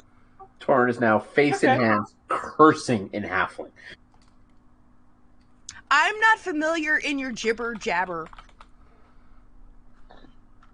I can say it in elf if you'd like me to. Again, they're not bad. They're different. But again, it's a spider with an elf with spider legs. It's, you know, it's all open for interpretation. Okay, Yeah. where I come from, in the forest I'm from, spiders are evil. Well, now see, it's that kind of mentality that really makes there No, a lot no. of just unhappiness in the world. This is why No the world mentality. does not have peace. No mentality. These are evil spiders. Blame my Again, upbringing. Open That's for where I'm used to. interpretation. Open for interpretation. Listen, spiders eat the other bad things that eat the plants. I read about that once in a book. The spiders eat the bugs that eat the plants, and then without that, we wouldn't have fresh veggies. So These ones ate the villagers. Well, then they must not have been very good farmers. I'm not following what you're throwing down here. I think like people, some spiders good, some spiders bad. Yeah. Your spider's bad, these spiders not so bad. Right? Different. Different is a good word.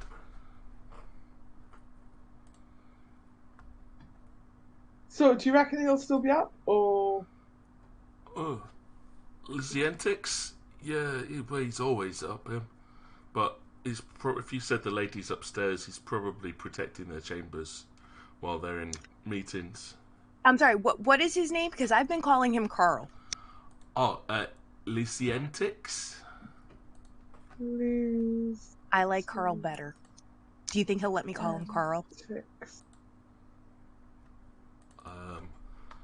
I don't know. Last time someone tried to give him a nickname, I think they ended up having to wash the webbing out of their hair for the next 3 days. I get it. No one likes So my keep name is calling Carl.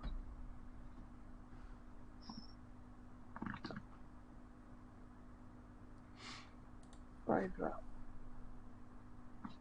I mean, I get it. I wouldn't like it if someone called me Ellie Cara, so I Lysiantix. All right, we'll be friends.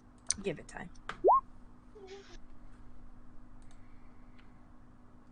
Oh, I totally spelled it wrong. How did you spell it? Just kind of how it sounded. That's... Lesientic. Oh my god, I was so close. You have the S instead of the Z. Yep. There you go. Lysiantix. Lysiantix. It's old Lizzie. Good old Lizzie.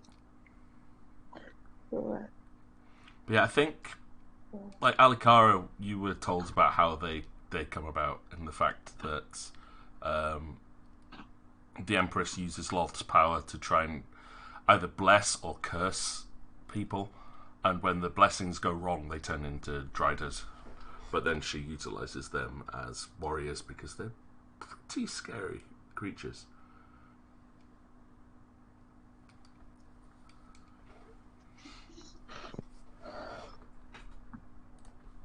I have a new plan. Run away. Set fire to the entire place. No, they're so nice. No, not him. I'm talking about the Empress's castle. Set fire to the whole thing. We'll collect the crystal out of the rubble. Okay, we're trying to help the night elves kind of grow. If you set fire to everything and kill them off, I feel like we're doing the exact opposite of what we were saying. We're only killing the evil ones. Okay, you can't really define good and evil. I like we're back to this plan. Just burn it all down. Yeah, it's always back to fire. Yep. Spiders are all great to you tall folk. To me, they're kind of on eye level. Oh, come on. I need you to be brave, Torn. Show me the Kingslayer. Show me the Kingslayer. Come on. Give me the Kingslayer. As you're so fond of pointing out, I haven't killed shit. You did your best trying to be the Kingslayer. Show me the Kingslayer. As you can tell, Torn is not a morning person. Oh. I need to give this guard a name. So, Lysiantix. Yeah, Lysiantix is the personal bodyguard to Lady Helivay, and generally stands guard upstairs. Wasn't that the spider they were all fighting at first? They all seen Lysiantix. No. They went into the stables and got into a fight with Lady Helivay's mount. Because of the smell of blood, it became enraged and started going crazy. That was Koshvili. Oh, see, you guys saw the wrong one. Yeah, Carl's the best. Carl, homeboy. Love me some Carl.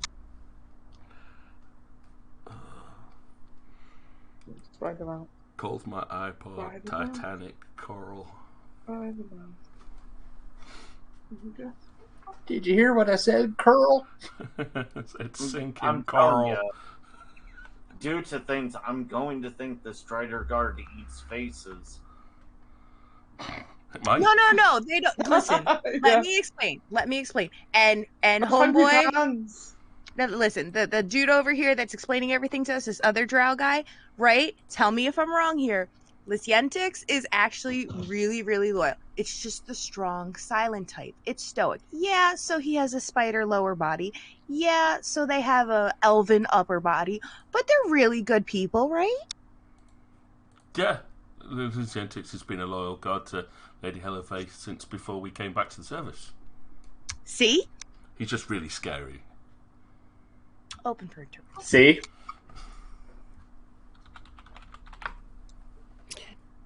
Well, until we meet him, it's all speculation. So I'll hold off my judgment. Thank you. Love me some Carl. But having a lower spider buddy must have a lot of advantages. You could avoid stairs, swing rooftop to rooftop. Well, this Have one a was just hammock whenever did you not want. like me at all. I had to, forcefully ask them to move. It was very awkward. We had a face to face, and I was gonna go up against it, and then it backed down because it saw my bitch face, and then the lady came through and was like, "Step off at ease," and I was like, "Okay."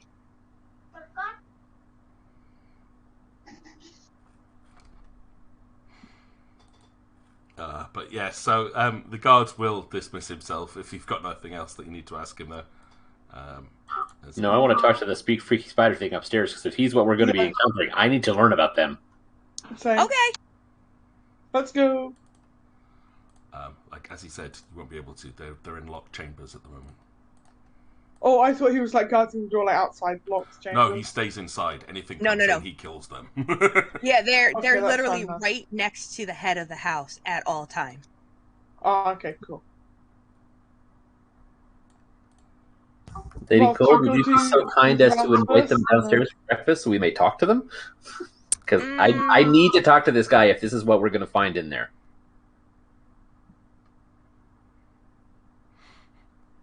As the guard was describing, though, this is like for the Empress's personal guard. So if you do go into the Citadel, this is what you would expect. Right, but it is at some point we are going to need to know about these guys, and if they are, happen to be warming around or something, it would be nice to know about it.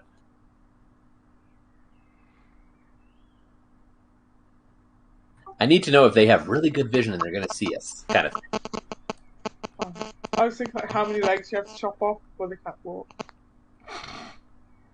At least 6. I like that idea. That's where Usher's mind immediately goes. I mean, I don't know if I can interrupt her current chambers to ask, "Hey, can we just have your guard come outside so Torin can see him?" I mean, do you want me to just pick up Torin and it's carry not about him? seeing him. We're here to we're gathering intel. If he may have some variety of intel that it would be very useful to us, it would be very useful to talk to him. As he's explaining this, Alikar is just going to pick up Torin like a little kid and hoist him on the side of her hip like a mom does when they're going to like the grocery store. Oh, Okay, Torin, come on, let's go. Oh, I'm rolling acrobatics out of this thing. Oh, no. I'm going to have a tight, firm grip. I'm like, come on. Well, I've got let's good go. acrobatic skills. Don't think I can't get out of this. I will challenge you to this. If you want help, Usher's right here. Suck it. Let's go. Defense works, wins. Torrent breaks free. I will walk with you. Do not carry me like a child. Then fine, let's go. Take my hand. Who's wanting to go upstairs to try and interrupt the resurrection ceremony? Never mind. Yeah, that's what they're trying. I was wondering if anyone else was going to remember why she's spending the day locked upstairs. No. You still want to go? Okay, that's what I No. thought. Okay, I let's go. was All right. I'll tell you what. It was While only the we're spellcasters that knew. It was Alikara, Beatrix, and Kazila, the only ones that knew that that's why she's locked up. Alright, that's okay. You guys didn't know, so that's why I was wondering if anyone else was actually going to point out. All right. Okay. All right. Do me a favor then. Has Ali, it been pointed out to us yet? while we're gone, Uh-huh. could you see if you can get some kind of intel as to what these people are capable of? And we'll go look at everything else. How's that? Okay, that works. I can do that. Good. I may need you to take care of Weeble too. I haven't decided if I'm bringing him yet. Okay. Give me Weeble. And then I'll pick him up like a little kid. You ready, baby? Come on. He doesn't mind. He curls right in. He's already half asleep as well. He's got a full belly. He's been eating constantly. Come on, Bubba. Let's go. You pull him past another plate of berries, his head just kind of flops off to the side and it's like trying to bite it, like a bunch of grapes or something as you go past him. Yeah, full but not full. You can always eat more. I can't remember. The lady is, I believe, trying to resurrect Captain Guard or something. Yes. Okay, let's not disturb her then. Sarah Drazer. Yeah. Good call. But she did say she would be back down before heading to bed, so by the time you finish your scouting mission, maybe she'll be free at that point. All right, Johan, anything else? I was just going to put some bread and berries in her bag for later. Nightmare style. She's not sure how long this is going to take. Okay. Yeah, definitely pack some lunch. Second lunch. So almost preemptively, the elven servant will come out with small wrapped packs for you. Oh, thank you. They'll be wrapped up in a small cloth filled with some dried elven bread and a few dried fruits that should keep for a couple of days. I could get used to that. She'll goes, do you require water skins refilling before you leave, my lady? Oh, yes, please. She'll pass over. You'll notice she addresses Usher first before any of the others. I could definitely get used to this. Thank you. She will take it and make sure that your water skins are refilled.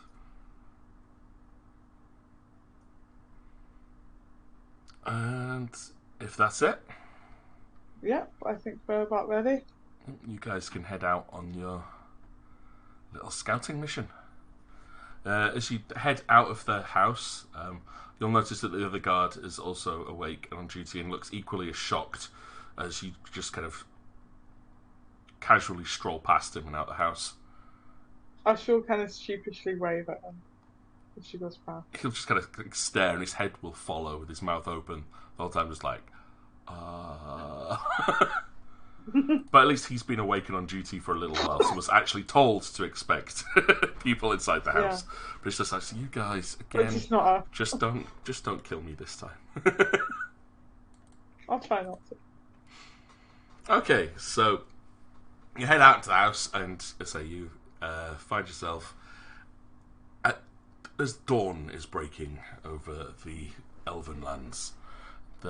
You're in the garden area of the mansion with the overgrown thickets of twisted vines, broken fences, and the one down fountain in the middle of the courtyard.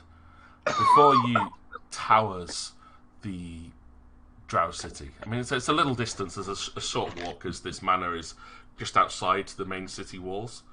But as it spans forwards, you'll see as the houses start off quite sparse as they get more and more dense towards the centre as they lead towards the towering citadel at the centre, which is eventually your end goal, I believe. First step would be you wanting to investigate the paths in and out. I think that's what Johan was looking for. I think so. That's right. Okay. Like I said, this city is absolutely huge, however, and if you were going to scout every single possible pathway in or out of the city would take you potentially days. But for the near area, at least, let's go for... Let's just have a look at the layout of the land and signs that you can spot. Can I get a survival roll, please? Survival. We'll go for a few rolls here just to see how you do and what you can notice. That is 19. Are we checking out the entire city or just this sort of citadel area? Well, the Citadel's at the heart of the city, so to get to the Citadel, you're going to have to go through the city. So the first part is you just scouting out the outskirts of the city in the area that you're in at the moment. I figured you wouldn't want to just walk around the entire outskirts, because like I said, that could take you days. Yeah, we'll focus on the main bit. So for now, just looking around the area that you are in at the moment, potentially like walking around a little bit before you head in and start making stealth rolls. Okay, it's not too bad though. Usher and... Alright, okay, so Torin, as he's looking around, you're more familiar, obviously, with the more natural side of habitation, so the urban layout is less familiar to Torin. But you can still notice areas around the outside of the city which seem to be less of the dead tree thickets that you approached from initially, and will be able to spot in certain areas towards the northern end of the city. You will see what looks to be like farming areas, so you assume that a lot of produce is probably gathered and delivered from that direction. With a slightly more knowledgeable approach of trade routes and urban lifestyles, Usher and Johan will both notice in a similar direction there does seem to be less housing in that direction and more like warehouse style buildings towards the northern end of the city. As you can see from the slight variance in the design of the buildings, they seem to be a lot bigger, less residential in design. You can kind of make assumptions that because of the fact that the day elves or the wood elves mostly were based on the eastern end of the island, that the Drow tend to be using more of the coastal side of the island as it's more defensible to produce and store resources. But it does put it slightly out of the way to get to.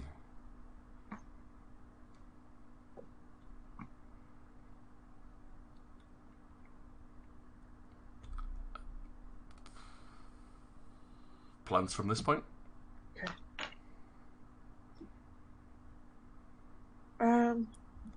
We could head over towards the coastal side, and see if there's a way in to the palace area through that way.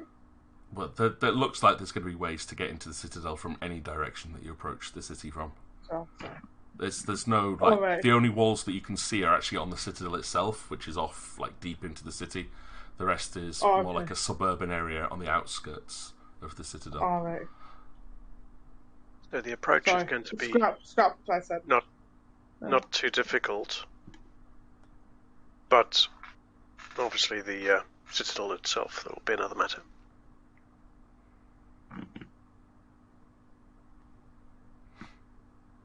I'd say you can choose to approach from the northern side. That still doesn't detract from the plan. It's completely up to you guys. The place that you'll stay in, the manor, Lady Helive's manor, is towards the eastern side of the city, like southeastern, but you've managed to work your way around the eastern side and looking out across the northern part of the island at this point. So it's probably a good hour and a half, maybe 2 hours away from where you started at this point. Okay. I don't have a full map of the Citadel, it's far too big to fully map out. Well, of the city. The Citadel I will have fully mapped out eventually.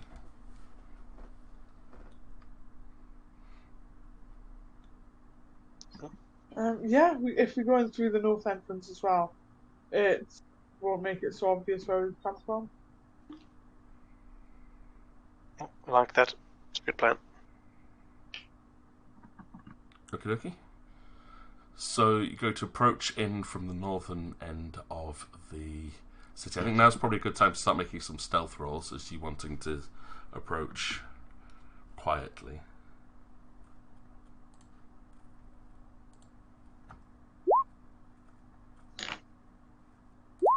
Spell. Oh, it's gonna be 16. That's not terrible. That's not too I'm bad. at a -1 for stealth. Yeah. That's not too bad. Okay, Alright. so the lowest we got on there was 15. Good. Very well. Okay, so under the cover of dawn, you'll make your approach towards the outskirts of the city itself. The further in you get, the more dense the buildings seem to become. And as you get closer to some of them, you will definitely notice that a lot of the buildings on this side seem to be set up for either storage or processing of natural produce. There doesn't appear to be many people around at this point, but you'll see the occasional worker looking like they're shutting up shop, but manage to stick to side alleys and duck behind buildings to avoid being seen for the time being. So far, so good.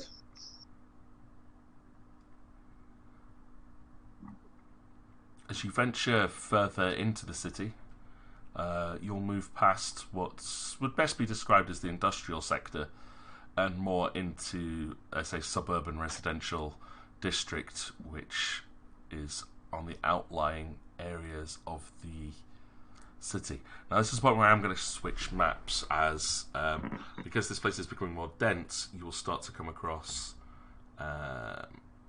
patrols of guards, and your exploration is going to be determined on how you actually approach this.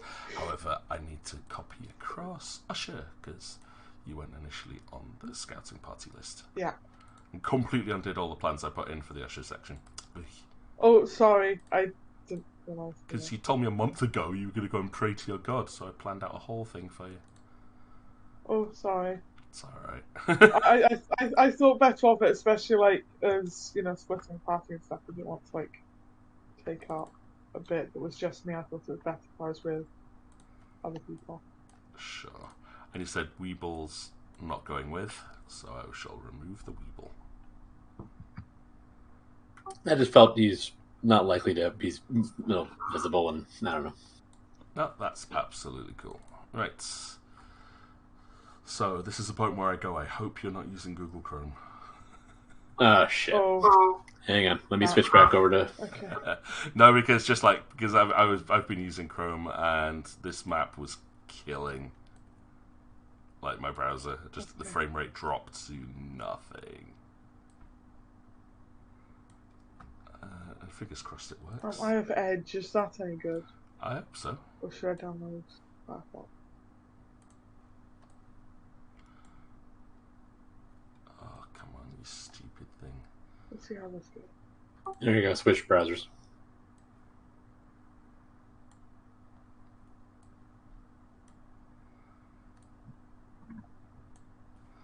Okay, sorry, just Roll20 is now doing some really stupid stuff. Yeah. It's putting permanent darkness over stuff that I wanted to be revealable darkness. And explorable darkness, please. Because I don't want you seeing everything. Now, I haven't put on like walls and stuff, so you'll have to assume that despite the vision range, you'll still have like line of sight issues with buildings and things. But let's see how this goes. I haven't had a chance to test this one, so fingers crossed it works.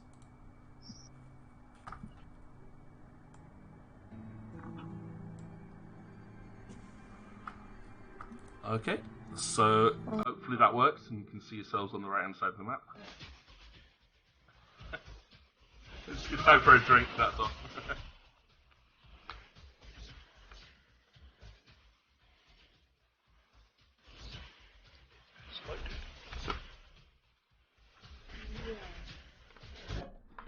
Thanks for that one, Tom. Right. Okay, so as you've approached into the central part of the city, you've made your way through into what appears to be a more habited area. There's still a few lights on from some of the buildings, as you can see people are starting to prepare to go to bed. And as you are making your way through into this section of the city, which is quite close to the citadel, you're nearly up to where you could make out where the walls are. You will see a patrol of guards up ahead of you, slightly to the west, and decide to duck behind one of the houses. Click, which is just to the west there. Now, what I'm going to do here, just to make it a bit more exciting, is I'd like initiative rolls, please, for people. I'm going to make sure they've got the turn tracker. And what we're going to do is you're going to move on your initiative order. If you're stealthing, you can only move at half your normal movement range. So in a full round, Usher and Johan will be able to move 6 squares. Torin will be able to move 4. Each time you move, the guards are going to move on their patrol routes.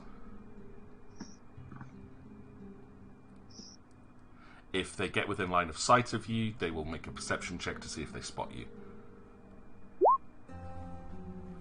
Okay. Sorry, I've just switched over browser. Oh, why didn't it clear everyone off? Hang on, guys. I'm going to have to get you to type those in because it said it was clear, and then as soon as you rolled, it added everybody back onto the list. So, I knew it was going to be weird. Right, I'll add turns on, and if you could just either drag in or type in your initiatives that you rolled there, that would be fantastic. And I need to go to their character sheets, which is this one. They get initiative is +3. Okay. I'm just going to give them 1 turn.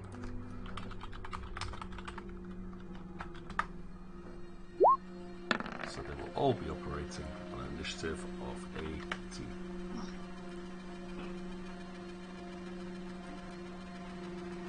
But we'll assume they've just made their move and moved into range as you guys have ducked behind cover. So, Usher, looks like you're up. Okay, I'm gonna be sneaking.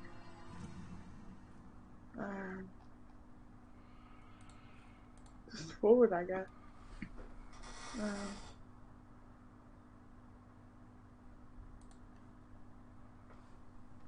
But I'm gonna try and stay out of sight if I can. Okay. So, What's the perception? if I move into there, if there's no one else there, I'm not seeing anyone. So yeah, just into there. Okay. If that's you, then up to Johan. The bards, I assume I'm aware of them, but I don't see them on my screen, so... Yeah, you won't, because, funnily enough, you have no dark vision, therefore your vision is limited. Usher will have pointed out that there are guards ahead of you, so be careful. So, I will duck into the corner over here.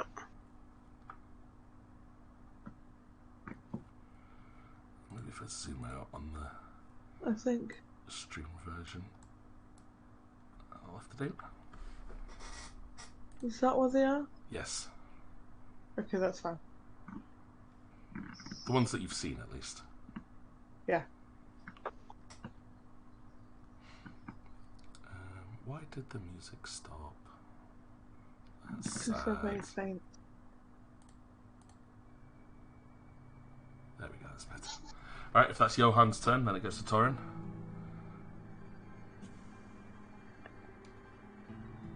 And the same thing, you've got low light here, so there is a little bit of ambient light, allowing both of you to see in front of you. Be aware that drow have dark vision, so they can see just as well as Usher at this point.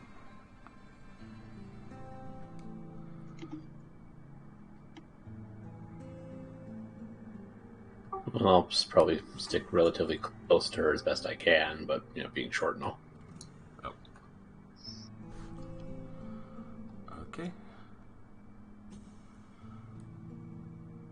Usher, from your vantage point, you will see that there's a small patrol of 3 guards which seem to be walking down the street just ahead of you and turn off in a southerly direction. Okay, then.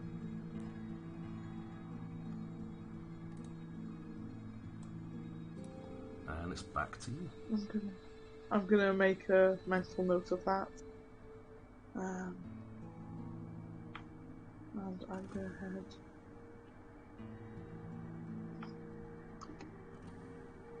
Oh.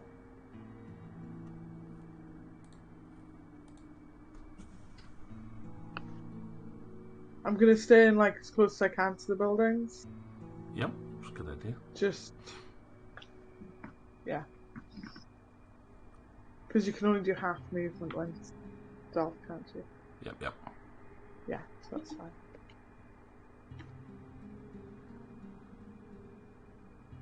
So they look like the ones that I saw moving. Did they look like they were like marching, or did they look like they were just kind of They look walking like out? Yeah, based on your because it's your job, you're quite used to seeing how people tend to walk. So I'm going to give you that one as they look very much like they're marching. They are on patrol, so they're not just trying to get from A to Okay. B. They are following a very regimented Okay. pattern. Okay, And cool. there was 3 that you noticed. Okay.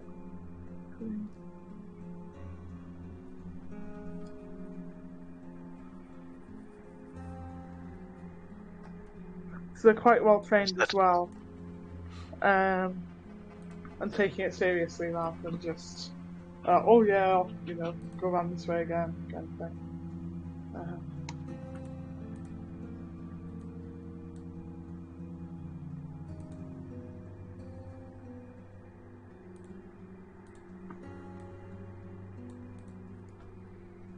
Don't ask me That's why me, there's big sorry. black blocks there for a second.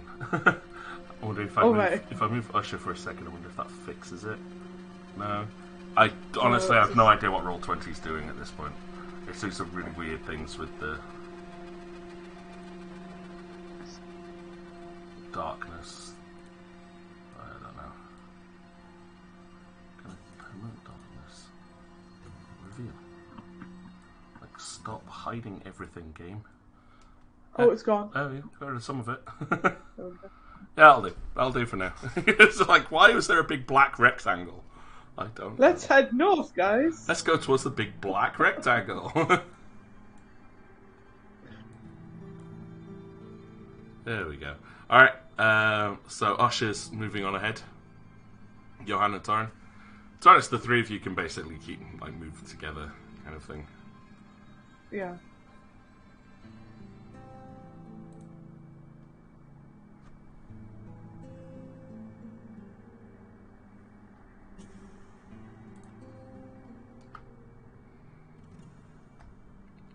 Okay. So Johan's kind of circling around that building just to, although we're going on the path, he's also just sort of, checking the surroundings to see if there are other routes, just Sure. to, And keep in yeah, mind for options. You'll see, especially in this area, there is a lot of routes behind and between buildings. Like, each of the houses isn't fenced off. It doesn't seem to have, like, garden or private land surrounding them. They're just houses which lead straight onto, like, public pathways. Okay. So, yeah, you'll very easily be able to make your way around and between the buildings as you see them.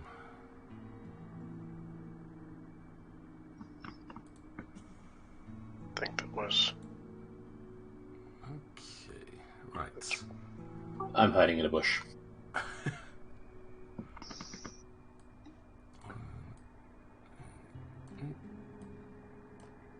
They will continue their patrol to the south. Johan will, from your position in Torrin, even if you couldn't see them because you're behind the building, you'll be able to hear footsteps clattering along the cobbled stone behind the building that you're currently hiding behind. Their footsteps are almost rhythmic.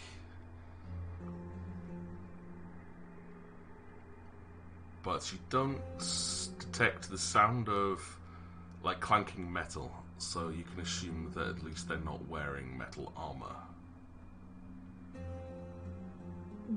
Most likely leather, due to the soft thudding nature of their footsteps.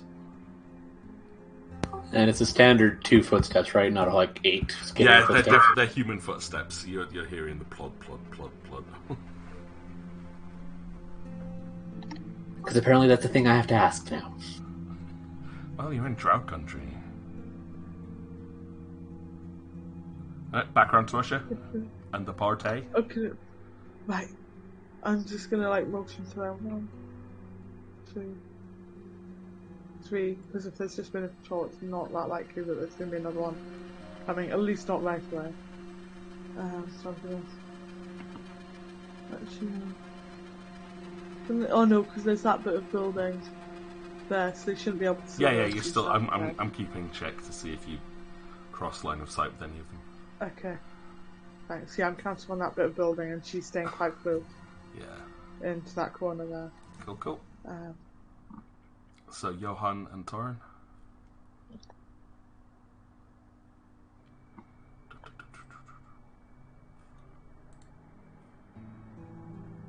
I do like the piece of music I grabbed for this bit. It is really good. Yeah. I need to stop. It's called Night I'm of on my Chaos. phone still. What's it called, sorry? Night of Chaos. Night of Chaos. Works with this group, yeah.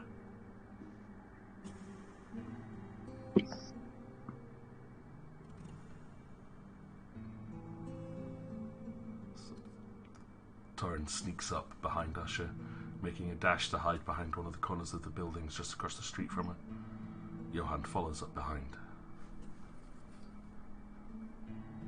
ducking into the courtyard of one of the larger manor houses to the north.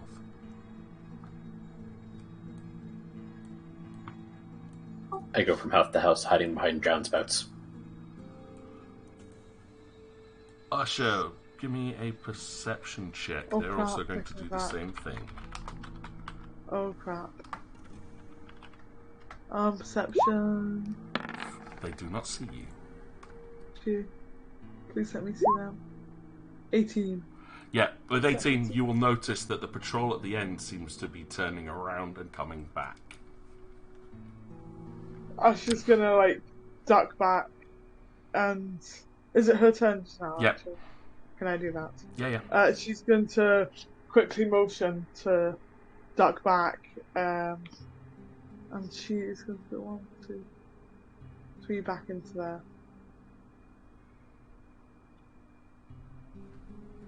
Is there a gap between these houses here?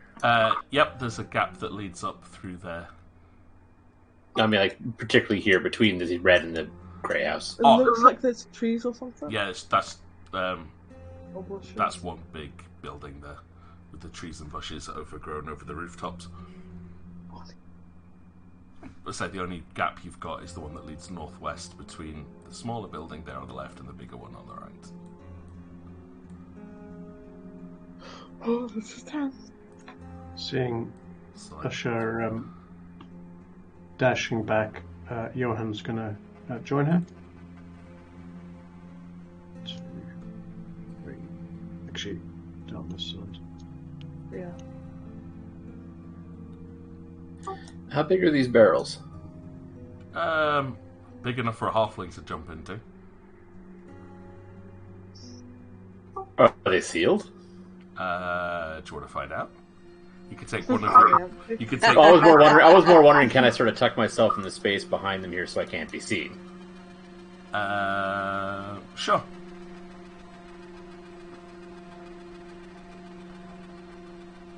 Just as I've got that wild shadow, that'll definitely help. So, yeah, Torin ducks himself in behind the 3 barrels stored outside the manor house as the patrol starts to make its way back up towards you. But it does not seem to be reacting to you, hasn't changed its pacing of footsteps. assuming that you're going to stay hidden for until the patrol Until they go passes. past. Yeah. To- And then I think if we head south, I'm going to say down, but if we head south, then... Because there's got to be either another patrol or some reason why they're not patrolling that bit.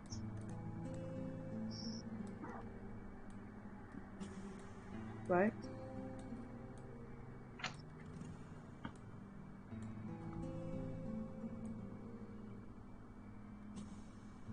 Okay. and they will eventually move off past Usher's vision.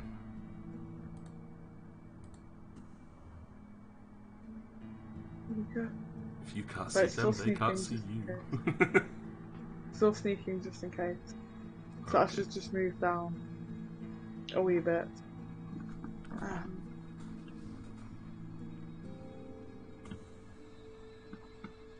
Can she, like, try and keep a mental note of, like, how long they're taking? Yeah, you say you've kept track of their pacing at least, and I said they seem to be following a very regimented footsteps, so their Yeah. speed is very fixed. It's quite slow. You know, they're obviously not Yeah. rushing. They're taking their time. They're trying to be observant. Pacing themselves, and yeah. Yeah, considering they have to be at this for quite a while, you'd imagine. You remember what guard duties Yeah. were like, but you were a guard of a small village, which meant you could see Yeah. everything from one spot. This city much. is huge, and you're just coming into one of the more densely packed areas, so... Yeah. Okay, cool.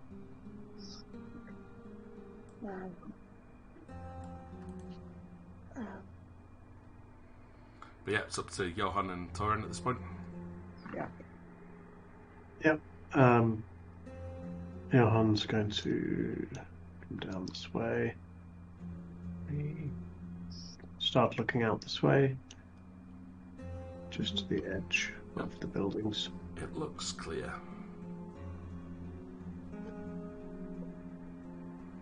And Torin? Which way did the patrol go? You said it headed back north, or No, the patrol is headed west, down that road that's directly to the west of where you are currently hiding. right there? Yeah. They just headed straight west until Usher lost sight of them. So I'm just gonna tuck myself in here. I think I can make that. Oh, easily. Like I said, you can move up to Yeah. 4 squares and still be quite, quiet and hidden. I have this map so zoomed in so I can see everything that's on the ground. Oh, Okay, leave the patrol. Alright, back to Usher. Everyone on the stream can't see what I'm doing with the patrol. Mwahaha. oh, nice. They see what you see. Um, That big green area is Usher's dark vision. yeah. The clear vision in the middle is what Torin and Johan can see. Wow. Good call on the posture check, Sage. I'm gonna We sneak just- into here. Cushions on chair, get comfortable. Staying right against the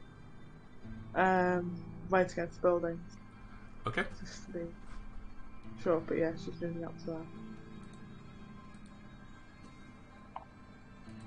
You can see the area that you're getting into now at this point, Usher, is like a small town square.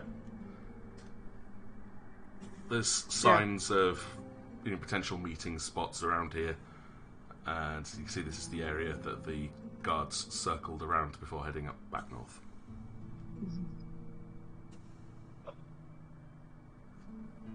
So Johan and Torin? Okay,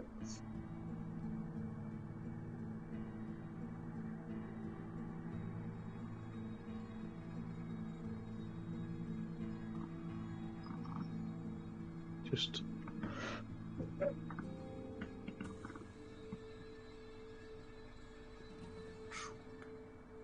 Running across the other side of the street, Usher will see Torin dash across with a little pitter-patter of hobbit feet.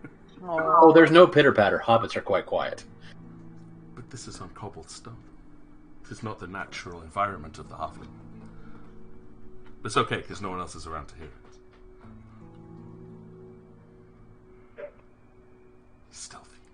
glides across the street in darkness. I can see the walls to the... Don't know if you guys can see it, but the walls to the citadel are just ahead of us.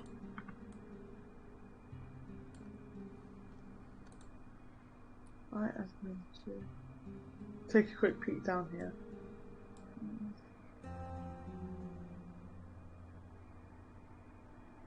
I'm going to take a quick peek down this way. Okay.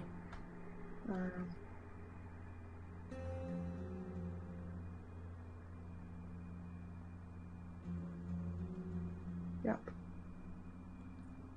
Johan and Torin.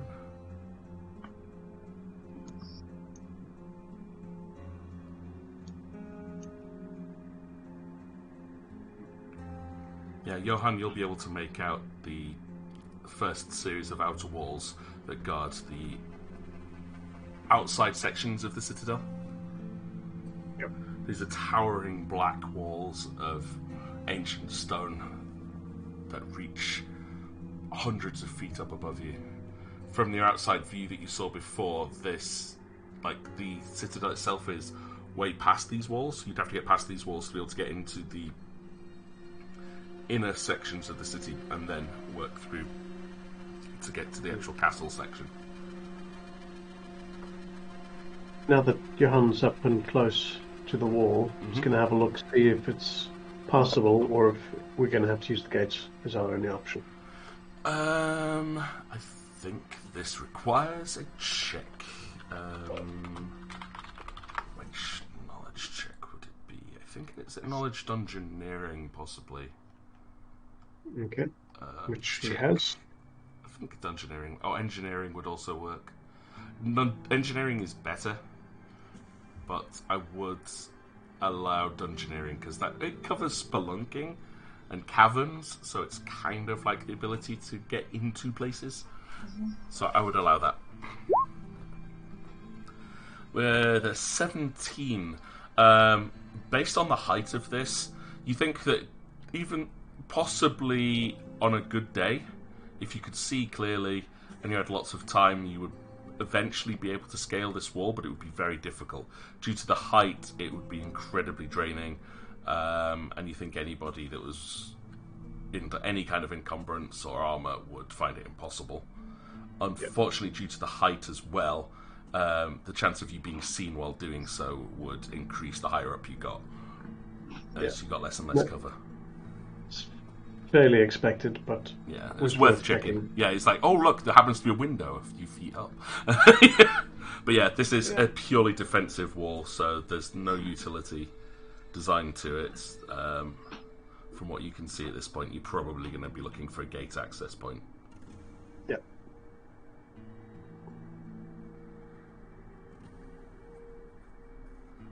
And I think Torin moved as well, yeah? I think he did. Yep. Yep, he did. So he's moving us south. So patrol people.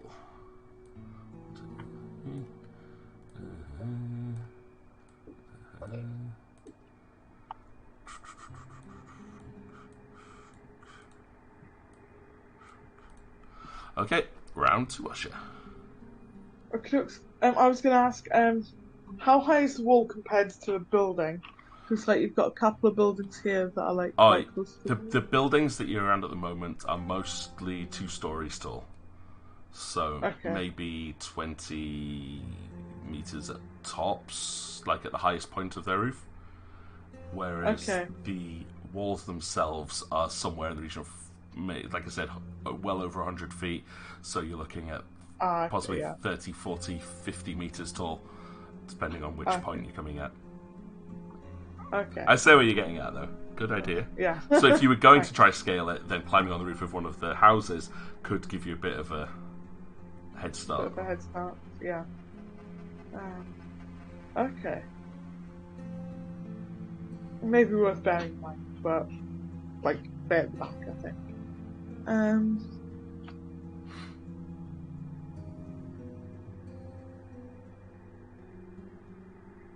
See, the map kind of stops at this. Yeah, at that point, the city will just continue down to the south with more of the same kind of layout. Okay, cool. Well, I've got the map tiles ready for it. I haven't finished building the rest of the city from this point down.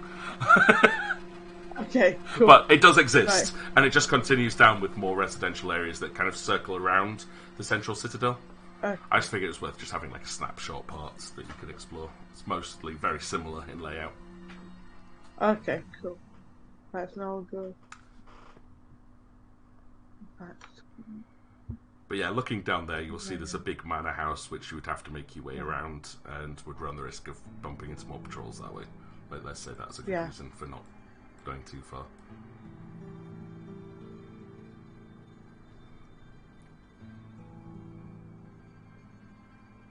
There we go. Ush comes back to Johan, who has been inspecting the wall. Any luck? Not really. Doable, but very difficult. And probably too dangerous for us. We'll need to find a way through a gate then, I think. Yeah. Right. Johan and Torrance moves.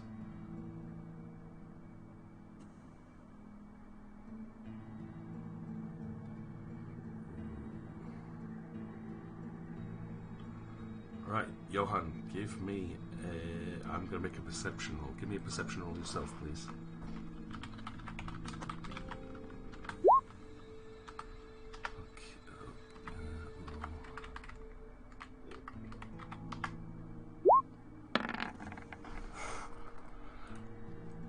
As you come round the south corner of that building, sticking as close to the shadows as you can, you're finding it very difficult to see too much in this area. The ambient lighting is not letting you see too far. But up ahead, you will hear two voices. One of them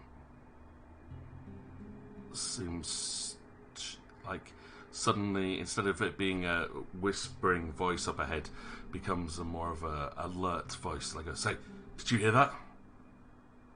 Another voice is like, "What? I think I heard something from down the streets there. Patrol's not due round here for a short while yet."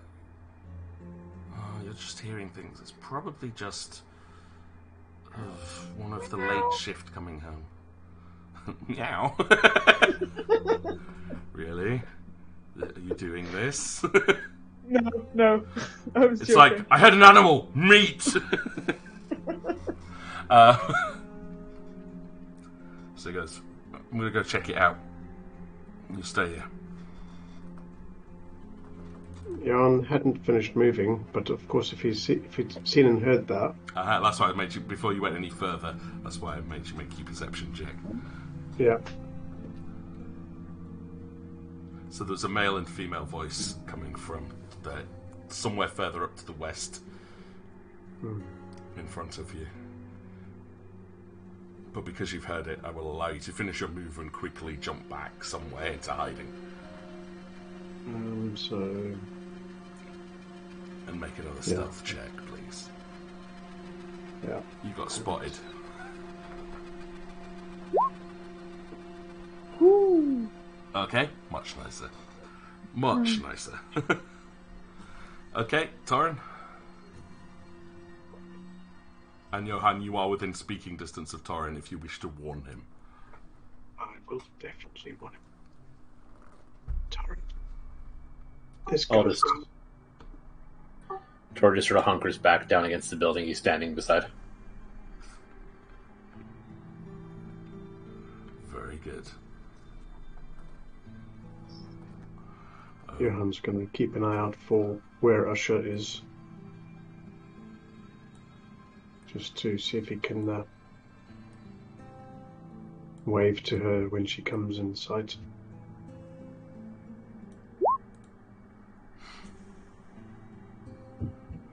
Quick save. Alright. Yeah. So, Johan, through the dimly lit streets, you will see an approaching guard coming down the street exactly where you were moments ago. He seems to stop just past the house where you're currently very well hidden and is looking around. behind him, you can hear, it sounds like more voices seem to be muffling in conversation, which you can assume would be the patrol that they were initially talking about. The guards that's looking around his goes, in full computer game style, goes, "Hey, is anyone there?" There's something prowling round here. Must be the wind.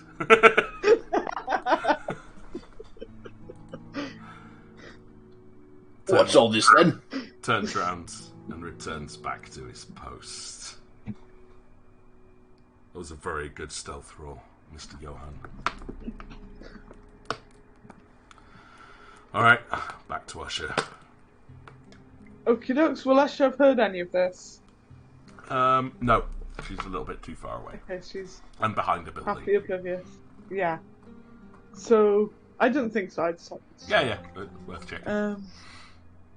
So she's going to carry on going 1, 2, Johann's going to wave to her, Johann. and In a come here wave or a Come hither. like a come hither? like a stop sign, and then a finger to lips. She'll copy the finger to lips motion and nod her head.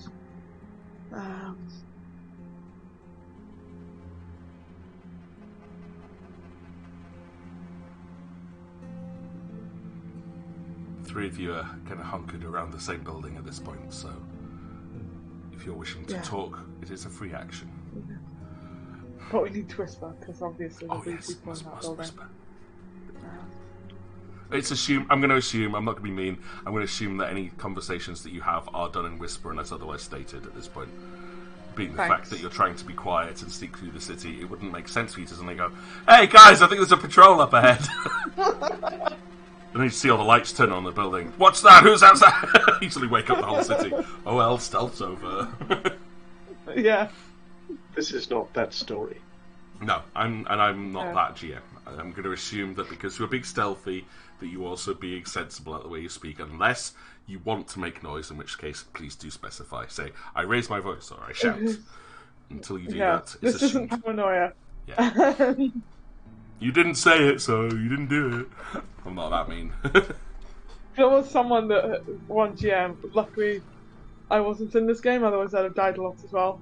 But basically, because the player hadn't specified that the character got dressed, Yes. and they kept getting shot as soon as they left their pod. I should do that.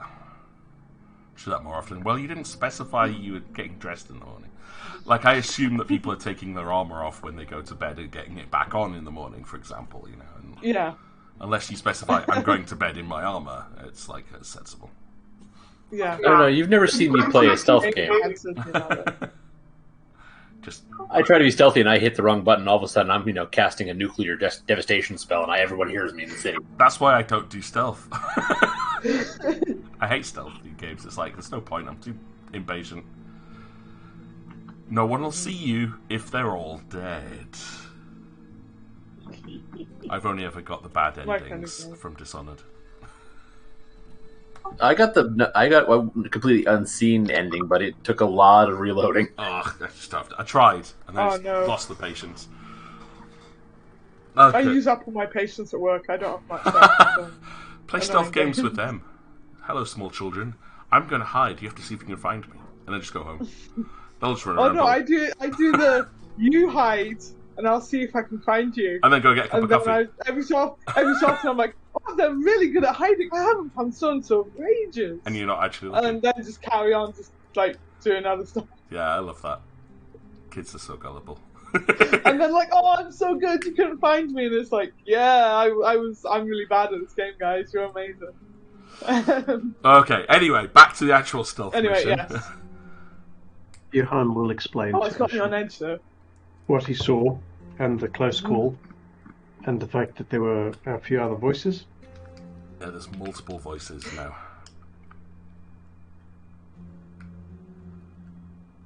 Okay. Maybe best just hold up here for a moment. See where they go. Well, I didn't really see what was there, so it might be that that's a gate or a gatehouse or something like that. Possibly. It seemed to be stationary, as in like a guard post, but whether there's actually an entranceway into the city, no, not the city, the next section, or maybe you need to circle around and go and figure that out.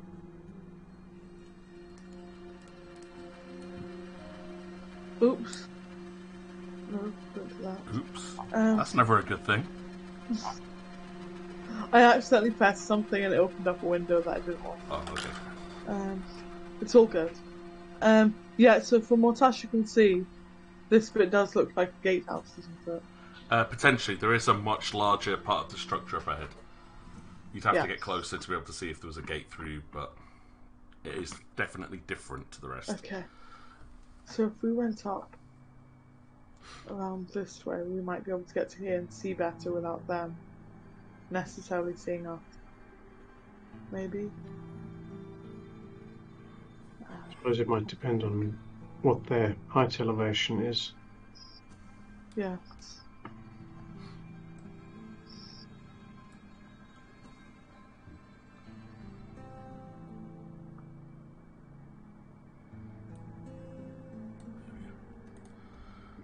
And of course, Asher can't see that there's a bit there because the building's in the way. Yep. So whilst I can see it, she can't necessarily, right? Yeah, all you can see is like the building that you're hiding behind at this point. You'd have to stick your head out if you wanted a better Yeah. view. But Johan's seen that because he did get his head Yeah. around it, so he does know there's Okay. another street up ahead. Yeah. Well, let's go around then. Okay. Oh, well, except Usher's got higher initiative. Oh, she's just moved in. I've just moved Okay. in, yes, it's your turn.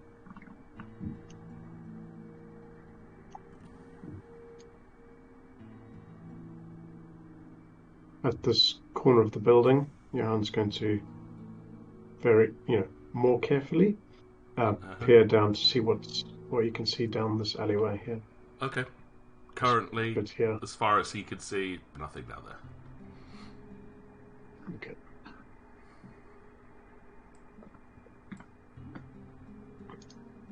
Okay. I guess that's Torrent. Where does he want to go?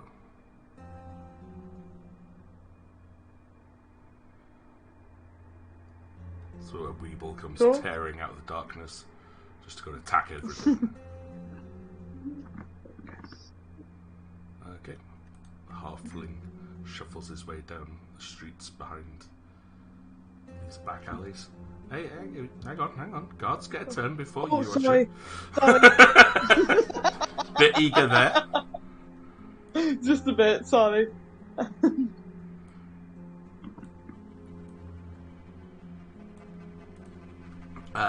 You think you give me a perception check? Yeah. 27! All of us? Yep, everybody can. You're all within the street range, so I'm going to assume that you will be able to hear stuff.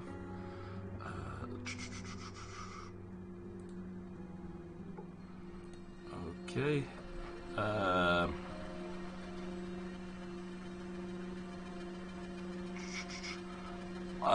Usher will definitely be able to hear footsteps approaching again along this street to the west.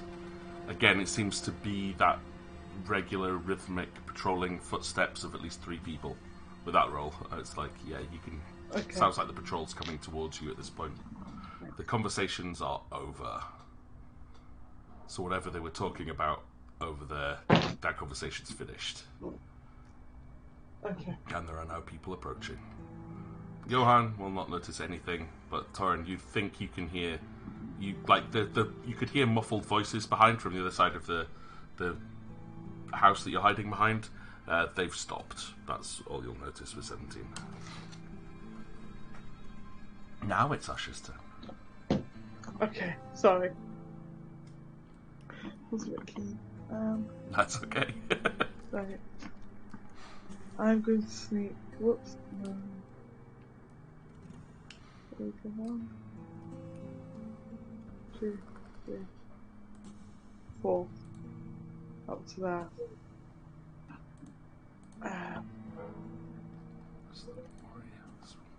And I'm gonna, stay on that side, but I'm gonna have the occasional, like, really close peek around the side of the building. Okay, so you're going to watch the east side. Yeah. Okay. But as soon as I see movement, I'm gonna Duck back kind down. of duck back in. Yeah. Okay, and it's So Johan see me. and Torin.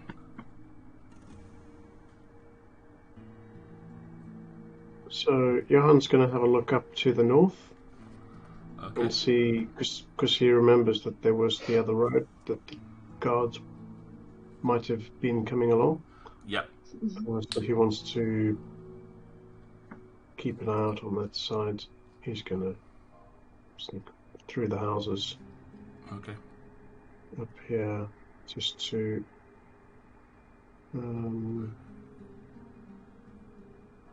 probably that far, and then just from between the houses look out and scan the area just to see if the guards have returned on that path. Okay.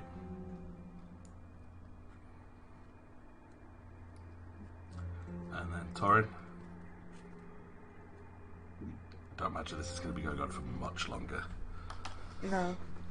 Out of absolute insanity questioning, how tall are these? Is this building? Like, if someone helped me, could I get sort of clamber up on the roof and sort of peek my way over the side to see the people who are at the guardhouse? These buildings, that the majority of the houses, especially the larger ones, are like 2-story buildings with an attics section roof. So you're looking about, at the highest point, 20-ish meters up. So unlikely unless you can find something to climb up on. Like a conveniently placed stack of barrels? Yeah, potentially. I'm just trying to think of the best way to get a view of the guys who are at this guardhouse.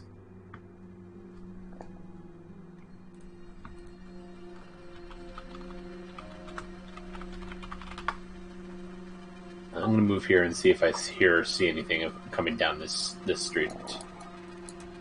This area. Okay. If you're wanting to climb up the barrels to try and get onto the roof,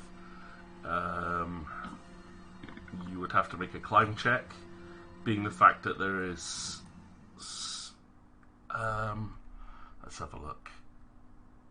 It's building up a story, but I'll give you a bonus.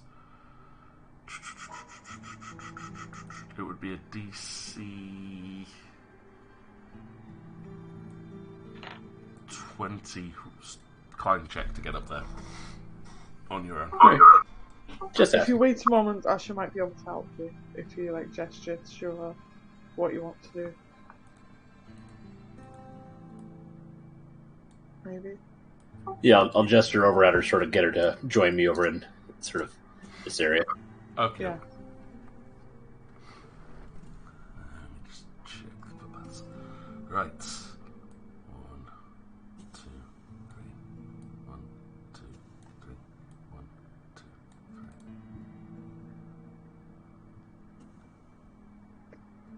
Your turn, Asher. Okay. So I've seen that they've come up that.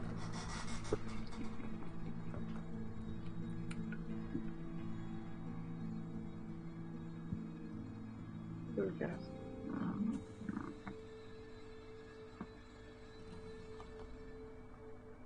Johan and Thorin.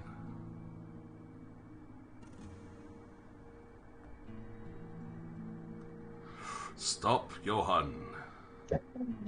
Oh, bye, Johan. So, That was a 23 stealth check from you. Oof.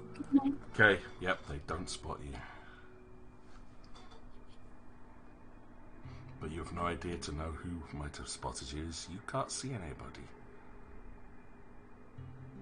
Some good stealthing going from Johan. Mm-hmm. Feel free to keep moving.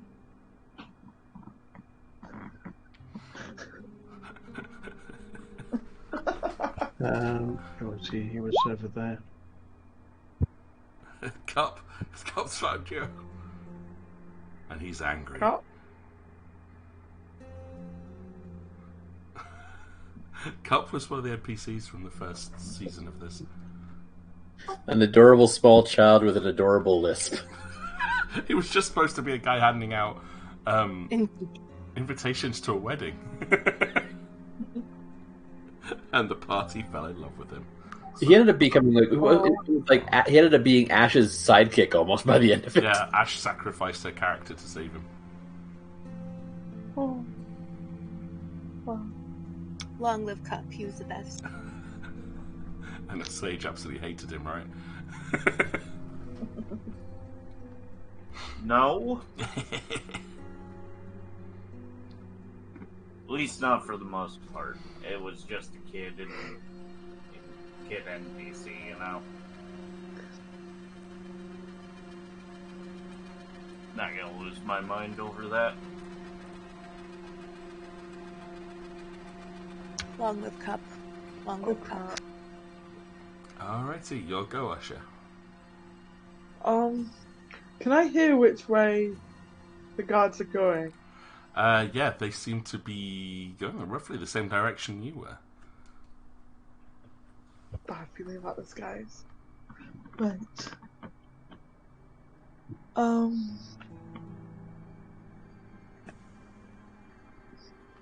Do they sound like they're walking on 2 feet? Yep, it's the same. Okay. Same patrol of 3.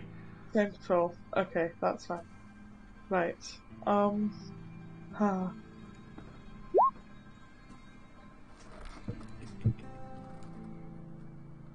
going to...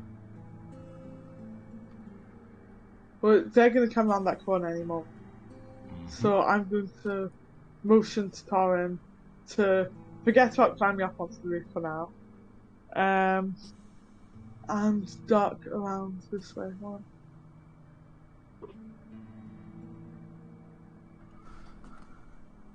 I don't see anyone out there. Can I roll perception to see if I see anyone? Yep.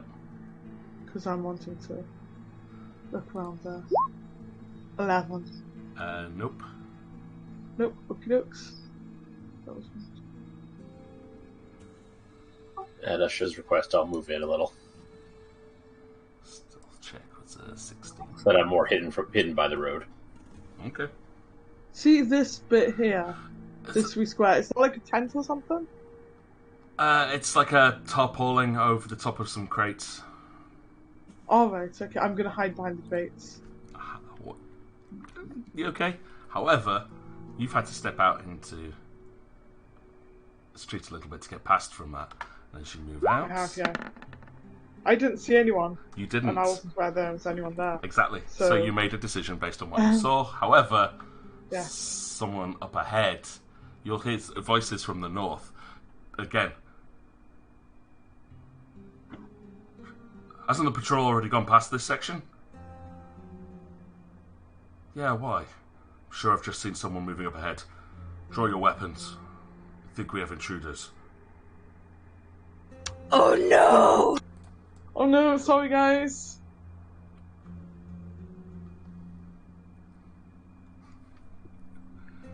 It's Did we- Johan and Torin at this point. Did I we was all going to hear get so that? washed out How what loud Tasha was it? Oh didn't yeah, that know. was loud. They shouted it out.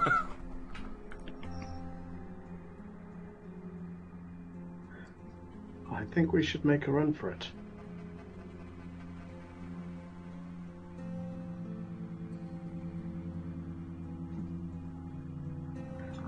Oh, are we in agreement? I think a run for it would be a good idea. Okay. We should definitely go. We should definitely make sure we're hiding.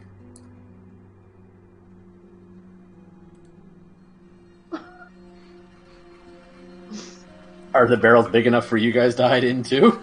Not massively.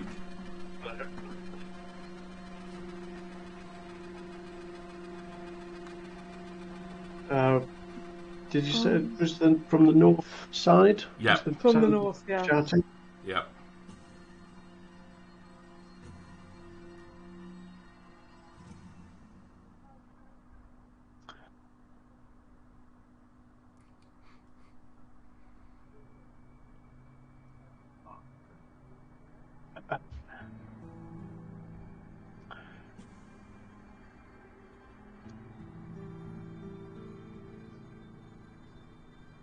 Because ideally, the best thing to do would almost be to hide where they won't be able to see us. Because if they'll be on a heightened, but they won't see us, kind of thing. It sounds like they've just seen. They've just seen me with my -1 perception. Thanks for the reminder, Peter. Oh dear, what she said. Oh, hydration. I need to drink. All right. Oh yeah, good points. Yeah, nice one. I'll do the same. On a further note to these alerts, what is the Just Monica alert? Ooh. I've been playing around since I couldn't stream this week, so I've just been adding new stuff in. It's just Monica at the moment.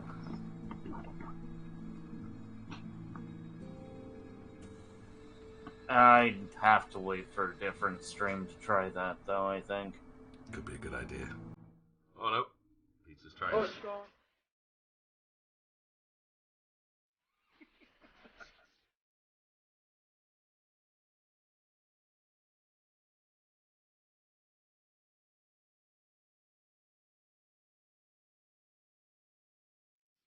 Johan's going to remain hidden. Hang on, guys. Yeah.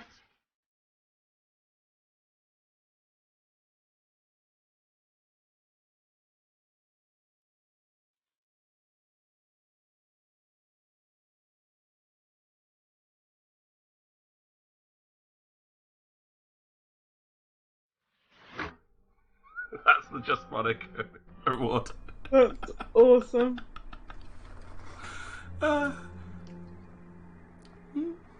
Wow, that's long. Yeah, that's why it's a 5,000 pointer.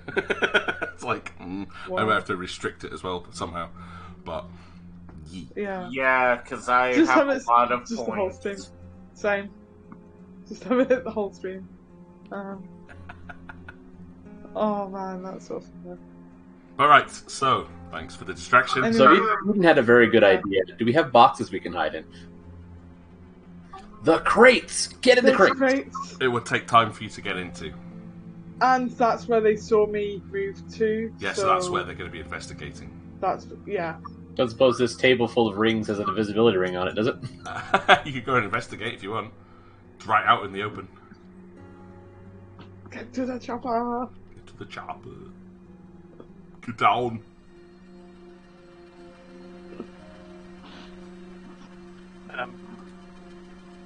For his turn, who's? It's you, It was my Johan. turn, right? Yes. Yeah. Johan's going to look at this building he's at. Is there a door on this side? There is, yes. Johan's going to attempt to open it. Love players. Okay. Oh, no. The intention is to get inside a building and be very, very quiet. Into a residential building. Cool. Yeah, because that went so well last time. Yay! Alright. Yeah, okay. So he's going to start by putting his ear to the door to hear if there's any sound inside. Oh, not again. We know where this is going, don't we? Yeah. Turn a look over at Johan. Perception check. Remember what happened last time? Oh my god. Fine. Are you saying we should not do that and do something else? Has anyone got any better ideas? I don't. You don't hear anything. If you're wishing to pick the lock, that's a disabled device check. Having heard Torren's comments on it, he's going to think twice about it. Alright. Well, how are we going to get... We're going to... He's going to look around for other means of hiding. Is there like like some buildings have like voids that are accessible? Voids? Yeah, I The know bit what you under mean. the floor. This place Do you- does not seem to have anything like that. I know what you're talking about. So, like, Yeah. where the foundations have been built onto like stilts almost because of the rough Yeah, quality for of the ground. But yeah, no, these uneven ground and that sort of thing. these appear to be very well constructed on very firm foundations. Okay. I mean, there's an entire city built underneath this that had to have firm foundations.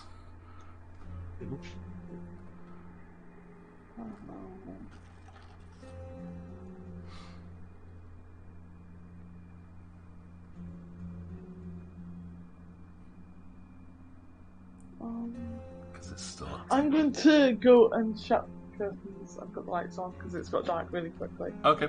I'll be back in a moment. And let's see what Johan and Torin end up doing. Tense situation. Well, I think Johan's done his stuff this round. Okay. Torin then? How easily can an orc hide in a tree? I'm just trying to think of a place that she can disappear to. I wouldn't say very well, especially due to the fact that they have to climb the tree, which wouldn't exactly be stealthy, in scale mail armor with giant weapon.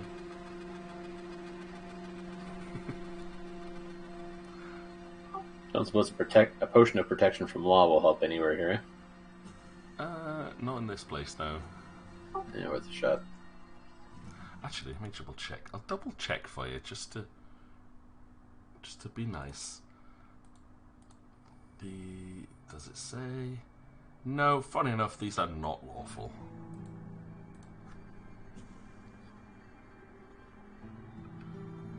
They should be being guards, wouldn't you?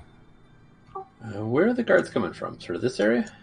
Well, the voices you heard are coming from the north there, but Usher will also pointed out that the patrol was following her up the side passage that you guys ran up from to get here in the first place. So not really in a good place where I can sort of fire an arrow surreptitiously and sort of distract them in the wrong direction. Not currently.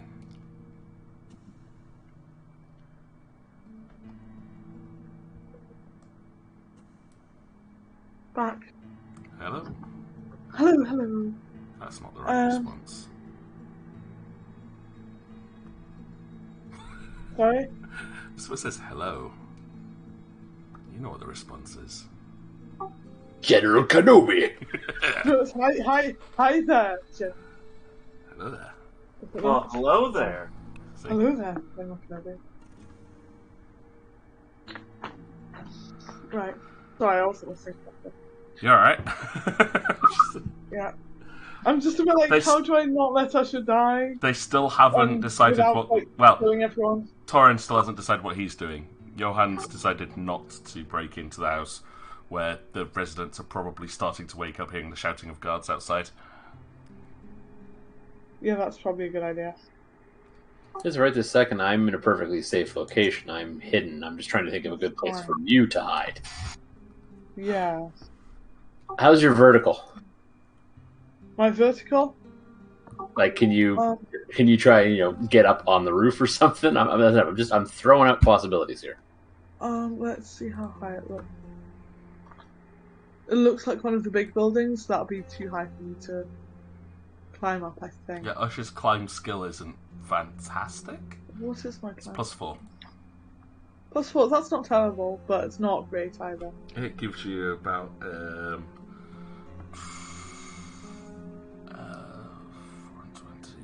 20% chance of succeeding.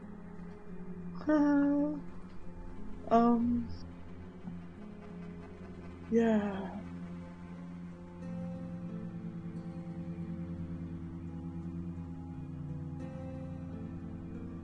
Any chance of hiding in amongst this debris over here?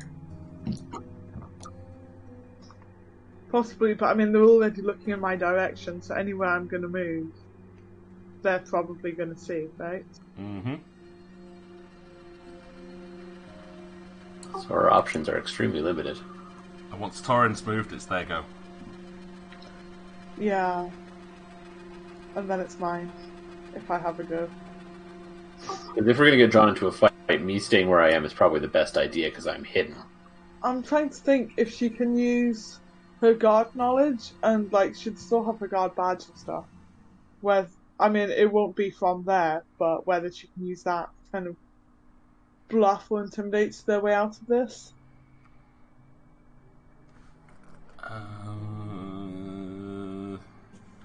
Bearing in mind what the Lady Halave said about people here being fairly xenophobic, in the fact that they have no one who is not a drow working for them. Yeah. It's very, very unlikely, even without making an intelligence check on that. Yeah. I'd rather not have to like fight my way out of this. Yeah, and we were, keeping aware we're not really supposed to try and hurt these people or anything. Your options then are hide or run. I've got hide She down. can't hide, so she's gonna have to run. Because they know where she is. There's nowhere she can go. Right, but all you have to do is, once They you want break to. line of sight, hiding is a little easier. And you've got to be fairly fast on your feet. She's definitely faster than a halfling. Yeah. Right, but she's got guard training. She knows how to heft it. Yeah. If you can get over into this area, you might be able to sort of lose them Yeah. lose them up in the in between house areas. Yeah. And she's already been up in that area, so she knows. It's not like she's going in somewhere she doesn't know. I mean, they'll know it better than she does, but still, she won't be going in completely blind. Well, I guess all I can really do is just stay hunkered and not as quietly as I can, so they don't hear me. Just go to yell, sort of suggest to Astra, run. Are you wanting to redo your stealth roll at this point, or keep the previous roll?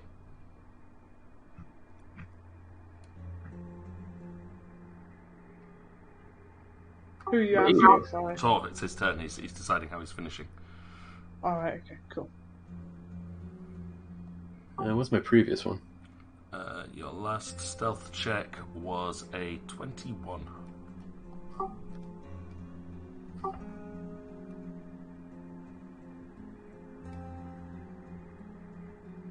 Where is that?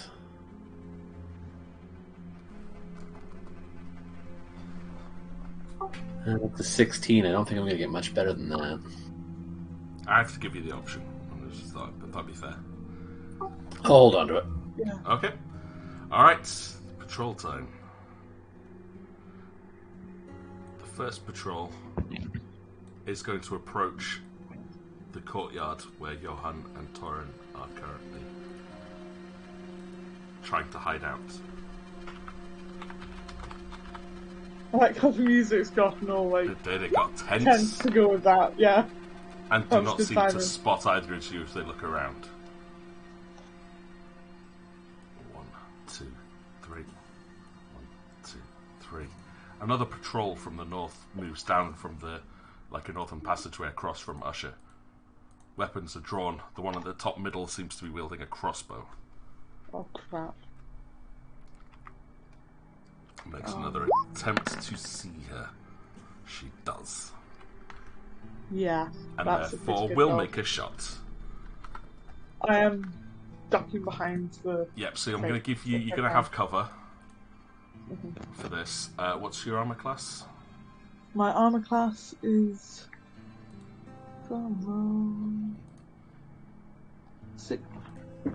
16. 16. Okay, so this is...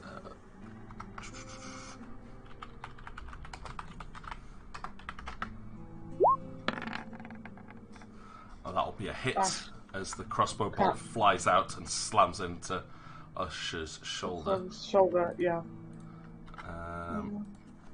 Potentially. We'll see if it does, actually. So, Oh, you've got partial cover. Oh, I forgot what cover does in this one. Cover adds to AC. Yeah, so I thought it's +2, isn't it, for partial, +4 for half cover. Yeah. Yeah. So yeah, that's definitely a hit. I thought it would be, but it's like... Okay, no worries. Right. Ow! Actually, no, hang on. With a 16, did you say your armor With class? a 16. 16 armor class, Oh, yeah. in which case, yeah, it thunks into the container in front of you then. Just. Defense wins. Actually, no, hang on. No, wake up. Wake up, Peach. It's a target number. It still hits 16, so your target number was 18, it hits. Okay. So, it will do 3 points of damage. 3 points of damage. Yeah, give me a fortitude Yeah. save. Ow. 1, 2, 3, and 4. They got that damn poison, don't they? Yes. Yay! 18. You resist it. Fortitude is my best save. Yeah, I knew it would be. I thought you'd be alright with that. But the guard also goes, there, behind the crates! Frung! And it's like, shot that. The two of the guards drawing rapiers will start stepping in towards you. It is Usher's Or at least turn. a step on. Okay, I'm going to go. They've already made How their fast movements. can I run? Is it twice It's my? if you take a full run action, it's twice your movement, so you could go 12 squares. Brilliant, because that's what I'm doing. Okay. Yeah. 5, 6, 7. So you can get to like there. Yeah, I'll go 60 is roughly where you could go. across. Hold on, I was there. Let's go over. Oh, it's all gone dark. Is it meant to all go dark? No. I just moved like over a wee bit, so it went dark. On my map and on the screen, you have not moved yet at all. Okay. Can't we? Oh, there we go. It's back. That was weird. Right. 1, 2, 3, 4, 5, 6, 7. 10 to there. Okay, Usher's made a bolt for the east side. 11, 12. Oh no, wait, that's a wall. I'll go. Oh, there we go. To there.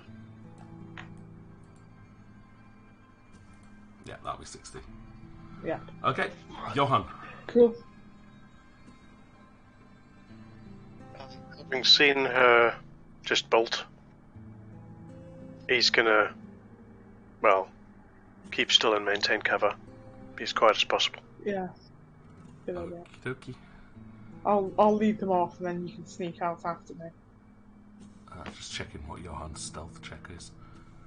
It was 23. Yeah, okay. Alrighty. Not moving and not re-stealthing. Torin? Same.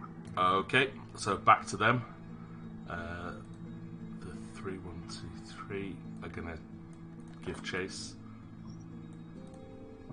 Another one, and we'll take a point to reload her crossbow.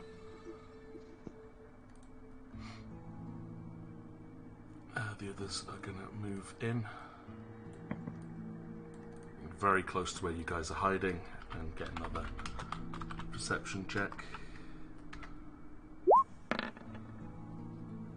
And they don't see either of you. Goes back to Usher. Okay, I'm going to continue to run. See if I run off the map. We'll say that you've left the conflict zone and can make your way outside the city. You're probably, I will say for ease, that you've arranged a meetup spot just in case, out by one of the warehouses towards the outskirts of the city. Yeah. Okay, I'm going to run Okay. away. Usher has left the conflict zone. Alright. As far as they know, I'm still here. Okay. But they're guards, they'll check them all. Oh yeah. Okay, so the Northern Patrol continues after Usher. Those three, having not seen anything, continue past where Johan and Torin were. As they continue past, can I just sort of peek my head out and get up, while they're looking away, just sort of get a glimpse of what they're Yes, you Equip. can. I thought you might like to do that. Okay, so from your vantage point, you'll get a very clear view of the patrol. There appears to be 2 male, 1 female, which seems to be quite a common setup for this city. It's the same that the manor house had. The female one being the one that is is in charge. The 2 male guards, both wielding rapiers and seem to have a hand crossbow down by their side. And defensive-wise, both are wearing breastplate armor and carrying a heavy shield over their left arm. The leader of the group, the female in the middle, similarly armored, again with a rapier aside with a crossbow actually armed in a hand. Instead of a large shield, just has a small buckler over one arm, and is wearing leather armor instead.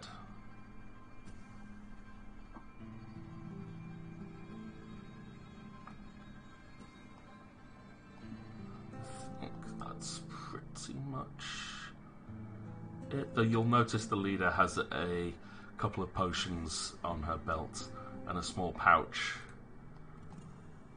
next to the quiver. Is it still called a quiver if it holds crossbow bolts? Quarrel? Quarrel's the boat itself. Yeah, that's what I thought. So, yeah. Either way, that's what Torrin will be able to identify. So not a total loss.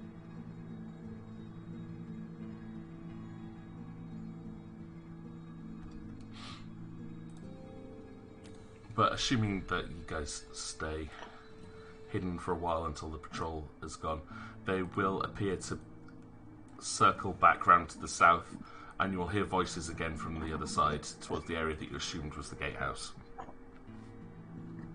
I can't quite make out what they're saying.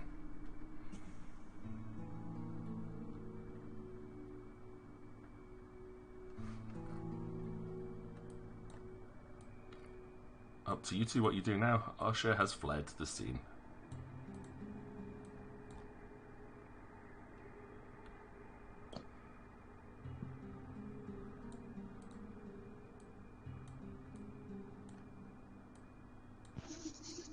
Always a bit close.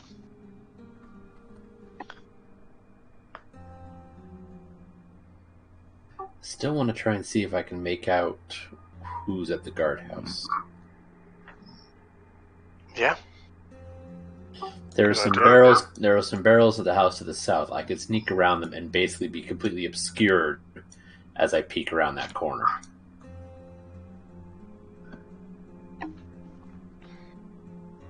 Okay. Thus, I swear to God, I hear Peach snickering as I'm saying this. It's all in your mind. No, why would I snicker at this? It's a good plan. So, what Johan's going to do is start eyeballing the surrounding area for guards and escape route. So while he's going that way, he's going to 4, 5, 6, sort of. Okay. So Johan could go back and start checking out the local area, retracing his steps, keeping an eye out for other patrols. From your hidden point in the barrels, Torrin, you will see the patrol that just walked past you seem to be in conversation with 2 guards stood either side of a large iron gate that does seem to lead through the wall into the deeper part of the citadel. You can't make out anybody else. It just seems to be the 2 of them stood either side of the gate. And from the vague... I can't try and remember. Does Torrin speak under Common? Only Elvish. In which case you won't understand what they're saying. Give me a sense motive check. Does Undercover have anything in common? Like, can I sort of piece it together between Elven, Dwarven, and Sylvan? No. Worth a shot. It's fine. But say, give me a sense motive check, because you might be able to work out what they're doing from body language and gestures. Yeah, that's pretty good. With that roll, Torin, it'll look like there's a lot of shrugging and pointing going on. So it looks like the patrol are just kind of reporting back to the guards. The guards are looking a little bit sheepish. You get the feeling that, they asked the patrol to go and have a look. The patrol have said, we didn't spot anyone. Though it sounds like there was a bit of a commotion running off to the east side of the city. And they're like, eh. And then they will salute and then start moving off. The two guards at the gatehouse, I assume males, similarly equipped as to the male patrollers? Yes. So they both seem to be wearing slight breastplate armor. But the armor itself is slightly better adorned, so their tunics are displaying spider motif across them. So just a slightly different tabard over their armor to indicate their job role and position.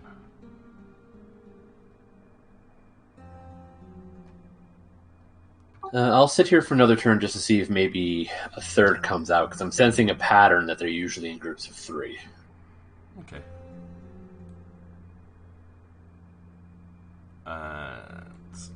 Johan?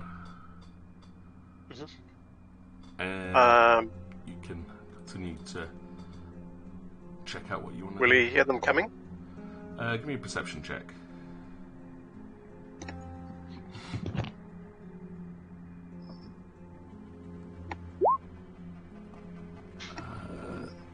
12. You think you can hear footsteps. Well, Johan will think he can hear footsteps approaching. But again, moving along that southern wall. Yeah. So not moving towards him, it's more moving past where he is at the moment. He's going to be pausing and taking extra time to be quiet. Good. Just to expedite things a little bit, Johan will sit and wait as the patrol comes out from the southern wall and resumes its patrol northwards up that first lane that you saw them coming up. Okay. And then you can hear them moving off west, much as they did before, until they're out of hearing range. Sitting around and waiting, Torin, no one else seems to come out and relieve these two guards. You will remember that Lady Helivay had said that this time of day there is a slight change in the guard patterns, so it could be that this is what would be the equivalent of the night crew. But it doesn't appear to be. There just seems to be one on either side of the gate. There's no obvious point where a third person would be stood on guard at this point. No, I'm satisfied with that. I'll start slinking in the direction of Johan to get out of here. Okie dokie.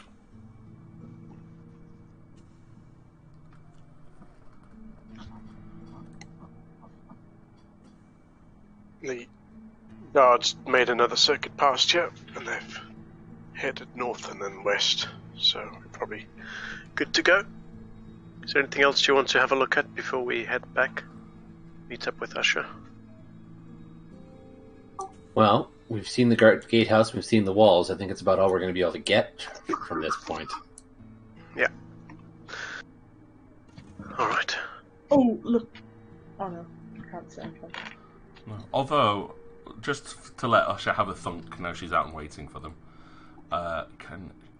can Usher give me? I need a roll here from her, which should be at lower difficulty because of her background.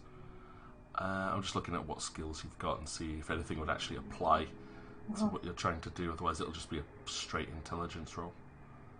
Yeah, geography and nature don't really apply.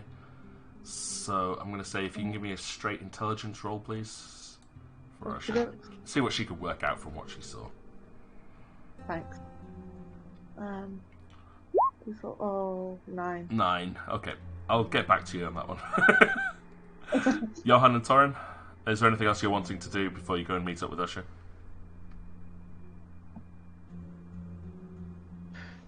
No, I'm happy to carefully exit.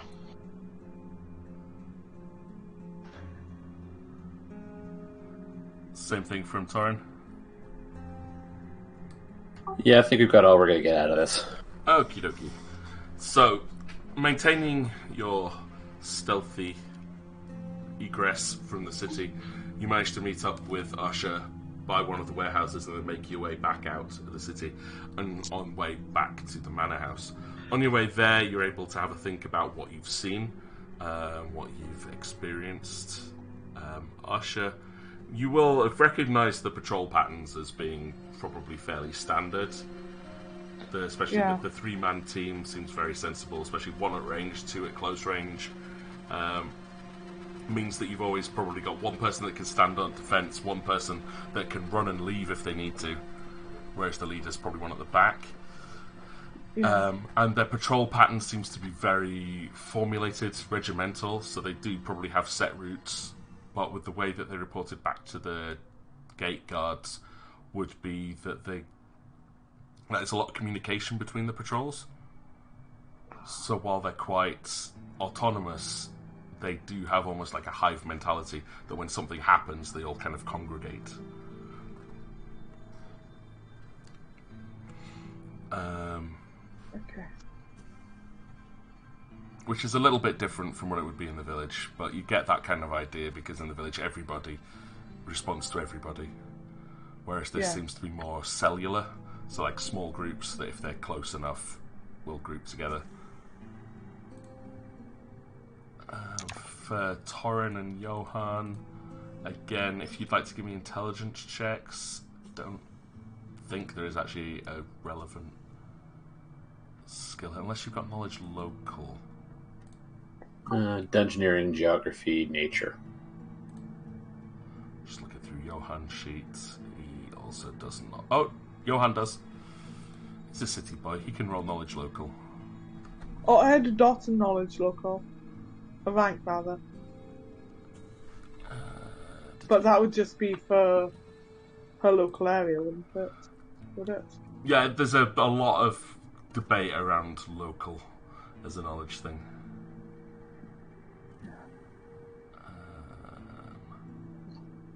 Oh, yeah. Okay, she's trained. So, yeah, that puts you to a 10 instead of just a 9. It's okay, I'd want to you. Yeah. Roll. Okay, yeah, Torin, you'll have got a very similar mindset. Same thing with Johan. That's fair. We all got 10. You all got 10. So you'll notice that kind of hive mentality, the communication between them, and the fixed patrols. Nothing else seemed out of the ordinary, and they seemed very similar in training level to House Helleve's guards. So it seems to be a standard level of military training, which is offered to the rank and file.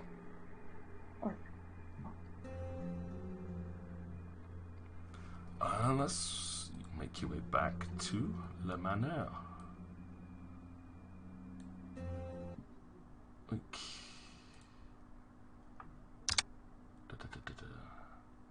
There we go. Bring Kazil back in. As this has become like the meeting room.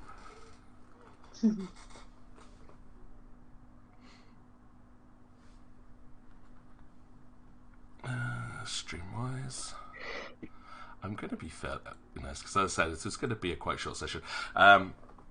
Let you guys debrief briefly, and then next session we can go with the conversation with the Dryder and see what you guys come up with after that. So, debriefing time, and then I'm probably going to call it after this because I'm struggling to breathe a little bit at the moment. So, probably a good time to get to an end. Yeah. Fair. You get some Vicks or something. Oh yeah, I've got everything I bloody need for this. Just need to take a break. Since my last cold, I've just been using Vicks every night. And it's amazing. Oh yeah. My cats used to hate the smell of that though. Like you put it near anything and they would run a mile. Oh yeah. So that's how you kept them off like knocking stuff off bookshelves. Just rub Vicks across the front of the bookshelf. They try to jump off and then immediately flee. Oh, that's a brilliant idea. I should start doing that. You can also use tinfoil. That's also entertaining.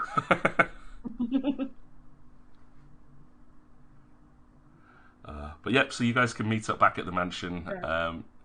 It'll be it's taken a good majority of the day to do this, and it's getting the Lady Helivay will have finished the resurrection ceremony and brought back her captain, Okay. who will be resting off her recent death. But the rest of the house have retired to bed for the day. But Alikara and Beatrix will have been able to arrange for you guys to talk to the Drider in the evening when night falls and everyone wakes up again. Excellent. Hey, how Hey. you doing? Well, yeah, I got shot. But other than oh. that, we're fine. Are you okay? Yeah, it's just a wee bit sore. Do you need a heal? I should be alright, but thank you. Okay. But yes, we didn't kill anyone. You'll be pleased to hear. That's good. That sucks that you got shot, but I'm glad no one was hurt and no one was killed. No one was hurt. What? I mean, brief injuries. I mean, like, serious. I mean, I'll sleep this off. It'll be fine. No, yeah. I can bandage your shoulder if you like. I've got a decent heal spell. Oh, I'm okay, but thank you. I mean, it's only 3 out of character. It's only 3 HP. Torin, I'm glad to see you're back too. But thank you. Your prayers obviously worked. The I'm two that you wanted came back. Then I look over at Johan. Not all. Yeah, I brought him prayers with were me. Yes. God doesn't answer every prayer, apparently. I see. I think Well, you should- welcome Just you. important ones. I hope. Well, I'll welcome you back, Johan. You're an essential member of the team, regardless of what she says, anyway. I think, Alikara, that Oral has placed me within your life for a reason. It's a test of patience. I fail every day, but that's fine. It's a test of patience. One day you will succeed. Mm. I'm sure. No, I feel like it's okay to have flaws. I'm going to accept this as one of them. So, what did you guys see while you were out there? Well, they seem to be have a fairly regimented patrol out there, set of patrols rather. They have the regular three-person unit, 1 ranged, 2 melee. And yeah, what was it you said on the way back? 2 people at the guardhouse, similarly equipped like the men. Rapiers, shields. Crossbow. With Do we know where they're... different tabard. I'm sorry, what's that? Slightly fancier clothing. A different tabard over their Their rank armor. or status. Yeah. So we can guess probably better trained as well. Did you see any Driders while you were out there, or was it all just Drow? Just drow. All just drow, yeah. See, you don't have anything to worry about, Torin. If you want to meet Yeah. Lizzie, she should be ready. Yeah, again, I wasn't concerned about seeing them in the city. I was more concerned about fighting them inside the citadel when we go in. Yeah, we've still got that to look forward to. How is it on the inside? Is it kind of strategically placed almost like a maze or a labyrinth where there's just a lot of different like alleyways and stuff to get through? It's your standard dense city. Okay. Lots of alleys, lots of barrels. I take it you hid in a couple barrels, huh? Behind. Give me some credit. I mean, thought you would have at least tried going in them, but then thinking to yourself, oh, what if there's spiders in the actual barrels? Then that's Look at my behind, bro. Why would I go in there? I'm not afraid of spiders. You sure about that? Don't like the way they walk. That's racist. You're racist. You know, they probably don't like the way we walk either. So, They call us the bipedal bitches or something. yeah, there was also quite a lot of communication between the different patrols, like reporting into each other. Do they have secret communications? Do you hear them speak in like any cliques or any specific dialects? It's all under common to me, man. Yeah.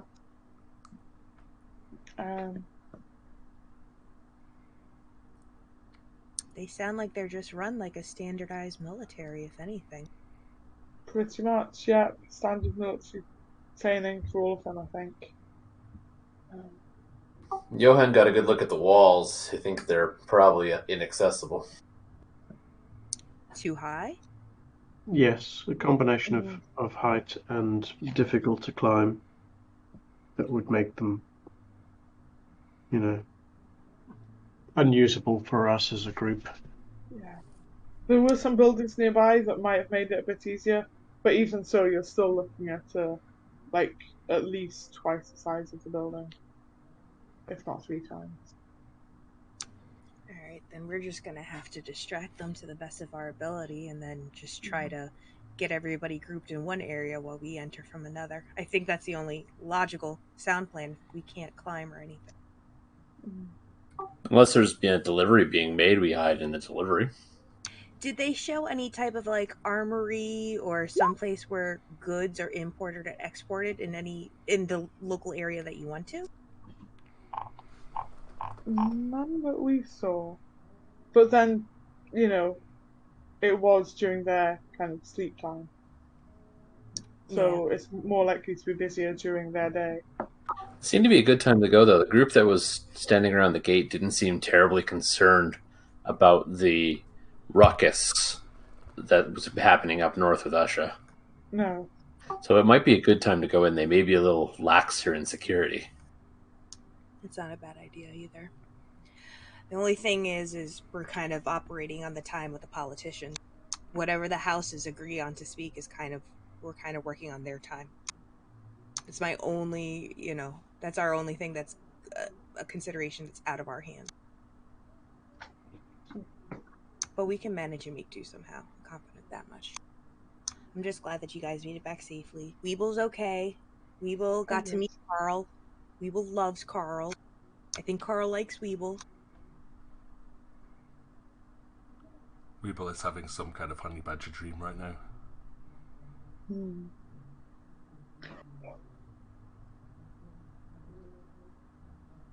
I think the resurrection. What do honey badgers dream about? I don't know. You don't know, but it's got something to do with trouser legs. No.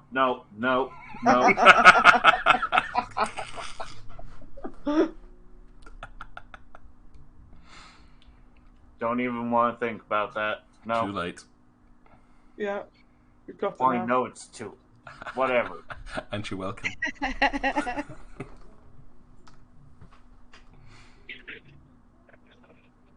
Well, while you guys were gone, the resurrection spell was going on, and it looks like it's been completed. We have a powerful ally back in our midst. She was one of the head guards here. She goes by the name of Sarah Dreza. I don't know how she's going to react when she sees one of you guys or whoever killed her again, but... If she meets Chimpo, it's going to be interesting. Oh, poor Chimpo. But as far as I understand it, the lady has been busy just working on the resurrection, as well as speaking with the politicians, but there hasn't been many updates here. We were just kind of sitting and fumbling around waiting till you guys got back, so At least we know what we're going into. It sounds like it's just going to be very militaristic environment, so I guess we kind of just hope that the people cause enough of a riot to help us slip through. That's all I can think of at this point. I was wondering if the option for getting some matching gear and tabard might help us with infiltration. But they're different tabards, so knowing which ones would be expected in what part of the city and what the reaction would be to extra people wearing that is obviously up for discussion. Well, would it... I mean, we could always try the different tabards and outfits, but wouldn't it still make you stand out because you're not a dark elf? Wouldn't it still have you stick out like a sore thumb? Yeah. But if there's a riot going on... It might work for you. Oh. I think it's always something that we can at least ask the lady. I mean, we don't know what the tabards and ranks and hierarchies stand, but maybe they would, and if they can possibly confiscate us some, that's something we can ask them and see if they could help us with.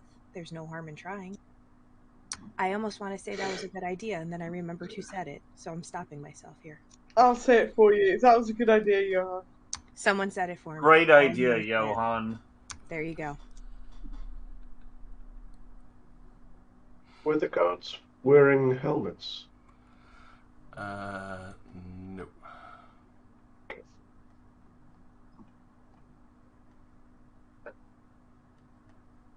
So they wear armor, but they don't wear helmets.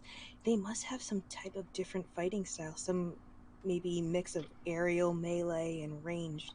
I mean, we know that they're proficient hunters. I mean, you saw them, camping and patrolling the woods with, spears and crossbows. So we at least can expect that much.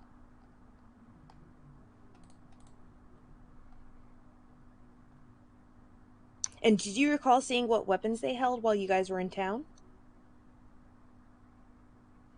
The rapiers and crossbows. Okay, so they're definitely very agile. They're limber. Yeah. They'll fight. I mean, they'll likely fight dirty, but... Yeah, the men who were the melee had breastplates with a larger shield attached to their arms, and the female was wearing more leather with a buckler, so she's definitely the more speedy person. Yeah. Not so fast at running, though. I wonder if they operate in a matriarchal sense where the women are stronger and considered more higher status than the males are. I mean, it's nothing big, but it's a small detail that maybe we could use to our advantage somewhere. I mean, that would make sense with having... how do you pronounce the name? Am I able to roll intelligence on Adulina? It would be knowledge, Okay. nobility. Adulina. In which case, I don't have that one, so... Nope. If anyone does have knowledge and ability, they could roll it. Who are you trying to pronounce there, Usher? Oh, Adulina. Is that how you pronounce it? Oh, the Drow Empress, yeah, Adalraina. Adulina. Okay. What was it? Knowledge, nobility? No. Yeah, Alikara, you will know that while most elves don't tend to form any kind of acknowledgement to gender, they tend to be fairly gender neutral in any kind of hierarchical sense. The Drow are very matriarchal, where they hold women in positions of power above all men, and men are inferior and very often slaves in the time where you come from. Ooh. So I wonder if taking out the females first would be... If we have to go into combat. I don't want us to get into combat, but if we have to go into combat, we make the priority the female because the men won't know what to do. Sounds about right. Well, gives us a better idea. And the female that was present that had the buckler and the leather armor, she had a rapier also? Yep. Yeah. But looked a little bit Yeah. fancier than the other ones. Chances are she probably has more martial skill than the men do. Okay. That's something to make note of.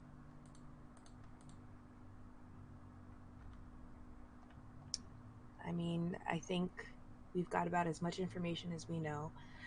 Was there, from the entrance that you guys came in, was there a clear shot to getting to the royal chambers, or was it like a distance away, or was it set in the center? I didn't see. Did you, Tara? Or Johan? I thought that was an outer wall, not even the palace itself. Yeah, it was an outer wall protecting Yeah. the inner city. The inner palace itself is inside that citadel.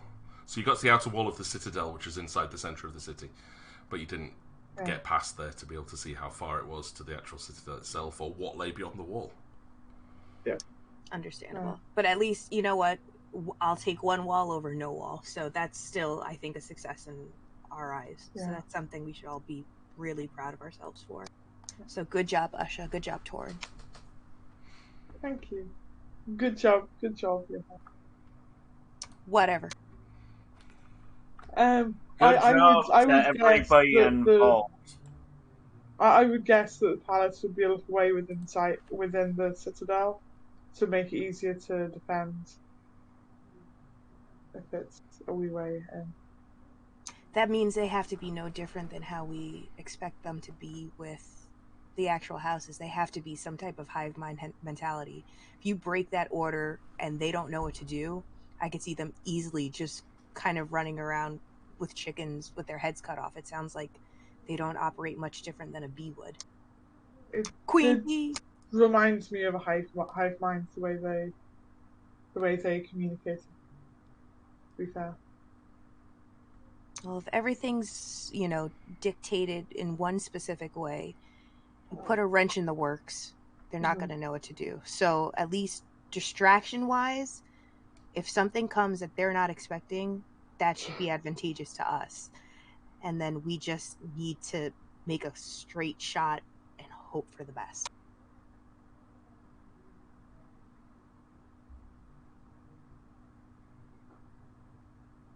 I don't really know if anybody has any other questions or any other ideas, thoughts. Out of character, have you mentioned to us about your idea to get her followers to kind of stop believing in her and to become kind of displeased with her? Essentially, what we want to do is try to cause seeds of doubt within the houses, so the houses no longer stand allied with her, at least the higher houses, and then we feel that we can gain allies with the lower houses so long as we claim we're under Lady Helave and we're doing this for Auril. Okay. That's the goal. But a lot of that depends on what Lady Helave can do and if they're willing to listen, and then try to kind of get them to literally change their mentality and mindset, which is going to be the hardest part. But I'm thinking about a couple other things involving that too, which I might be able to use to our advantage. But that might involve Beatrix and Kazil. I don't know how I'm going to pull it off just yet, but I have an idea. Okay. If not, I'll turn to the postulate for that one.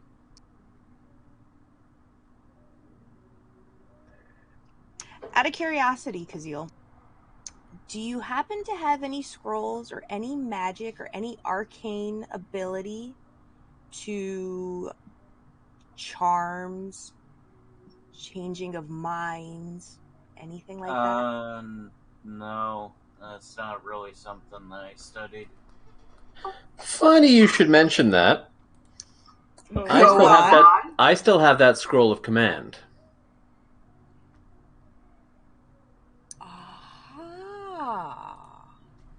Not sure if we can use it in this situation, but I do have it.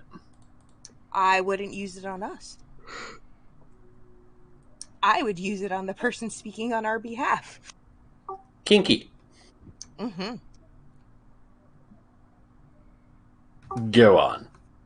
Essentially, my thought is, if there is a way that we could either charm the other heads of houses when they're here, or put the position of power in the lady's hands to show that she has ferocity and brute force standing behind her, then we could possibly sway them and we start first with going in and confusing them into thinking that the Empress wouldn't stand with them. The Empress doesn't have any care or regard for them and for their houses.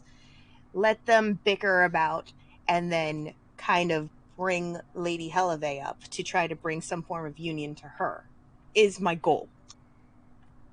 Maybe a scroll of command can help with that. I don't quite know.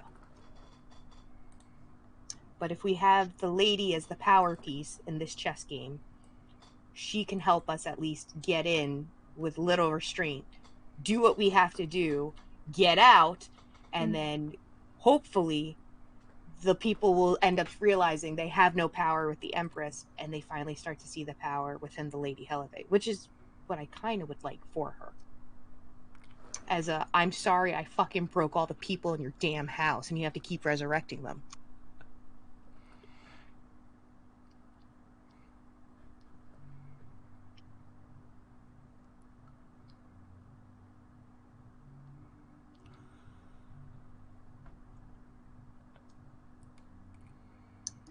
I don't know if anybody else has anything to say. Oh. I think that sounds like a pretty solid plan. I don't have anything better to come up with at the moment, sorry. Not sure if any of us should be present when Lady Helave is entertaining her guests, because we're not of the order. We might just cause problems and panic just by being present. I would offer my presence if the lady wished it, and being a priestess of Auril, that could help to an advantage, but I'm going to offer it, not going to just outright give it. That's something that if she feels it's best, then I would do. That might work for you, but I think for the rest of us, that we need to be out Elsewhere. of sight elsewhere, so that we don't undermine the initiative that we're trying to start. It's fair. We can ask if maybe there's a safe house or someplace that we can hide when they do show up. We can ask her that, when she gets out of her chambers. I mean, I'm sure one of the upstairs rooms that we slept in should be okay. It's not like the guests are going to come up there, right? Yeah, I mean, I don't know how they do their conferences or their councils here in this realm, in this world, but I think, we put these notes, both in game and out of game. We put together some type of itinerary as to what we want to do when we come in on the next session, and we ask her the questions we need to ask her, and then, kind of move swiftly with that. Like, I think it's already decided that once we see Lady Helave in the next session, first thing we do is we ask her if she wants any of us present, and if she wants us to hide, where should we hide, and then try to figure out some way that we can communicate so that we know when it's time for us to make that call. Okay. I will point out for Alikara that when you did meet Lady Helave the first time, her meeting chamber was on the second floor. It was past all of the bedrooms and guest rooms. Oh, right. Okay. That's where I met her and the husband? Yes. And Lizzie? Okay.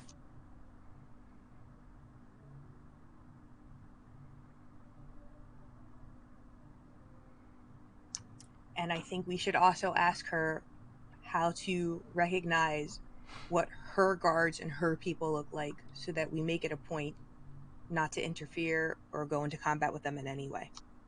Because the one thing that's going to be noticeable from the get-go is all drow look the same. It's a matter of discerning which house is from which. Yeah.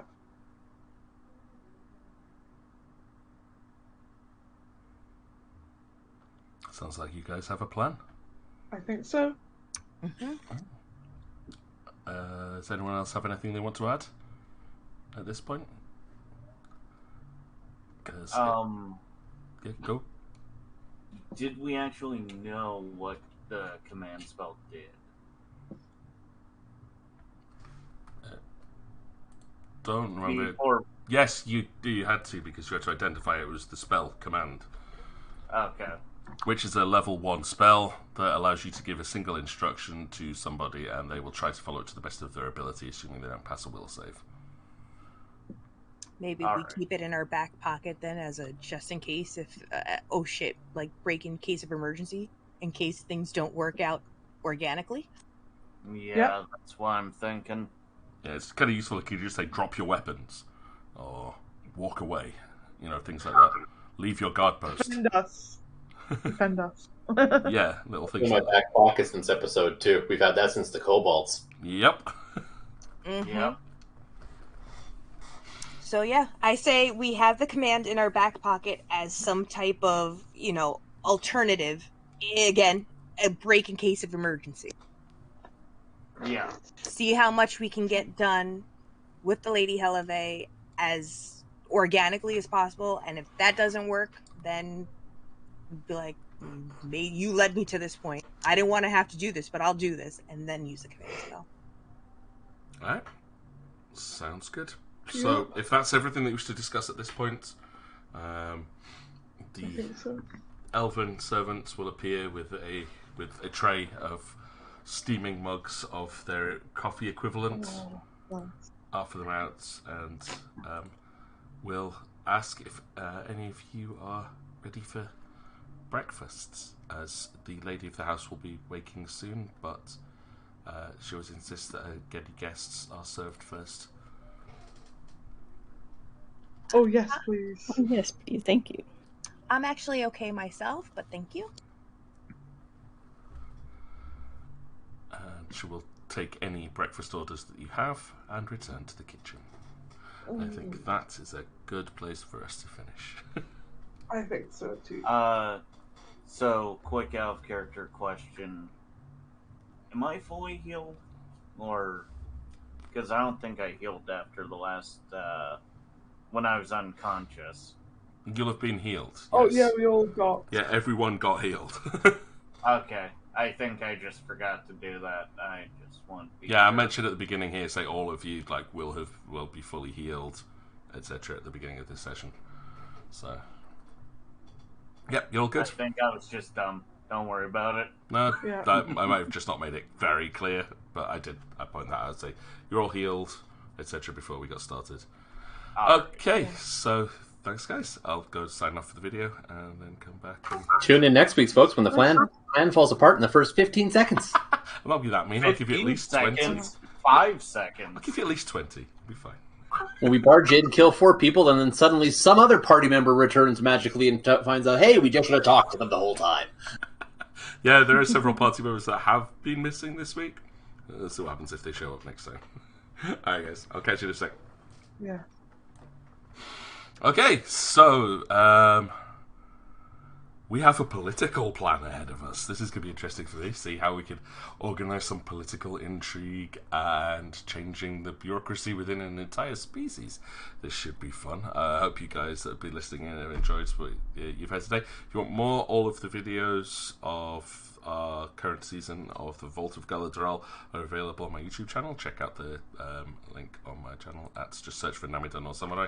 But a big thank you to everyone that's been part of the stream today. We've had a lot of streamers be part of it, so I'm going to just do some very quick shout outs to everybody to say thank you. Onion, you're breaking my order, but thank you very much for this. So, as if we go through the order Onion's posting, we've had Tor playing Torren, Eden, who I watch almost every day, has been playing through some Dragon Age Origins in the hope to try and get up to Dragon Age 2 again. Not a first time playthrough, both big fans of the game. Absolutely loving that one. Pizza, who's got back into Final Fantasy 14, so if anyone's playing on the Crystal server, I believe, or Brynhilda, give her a shout out on that one. Nah, Onions, you're good. I was just going to go through, to make sure I didn't miss anybody, I was going to go through the order of everybody written on the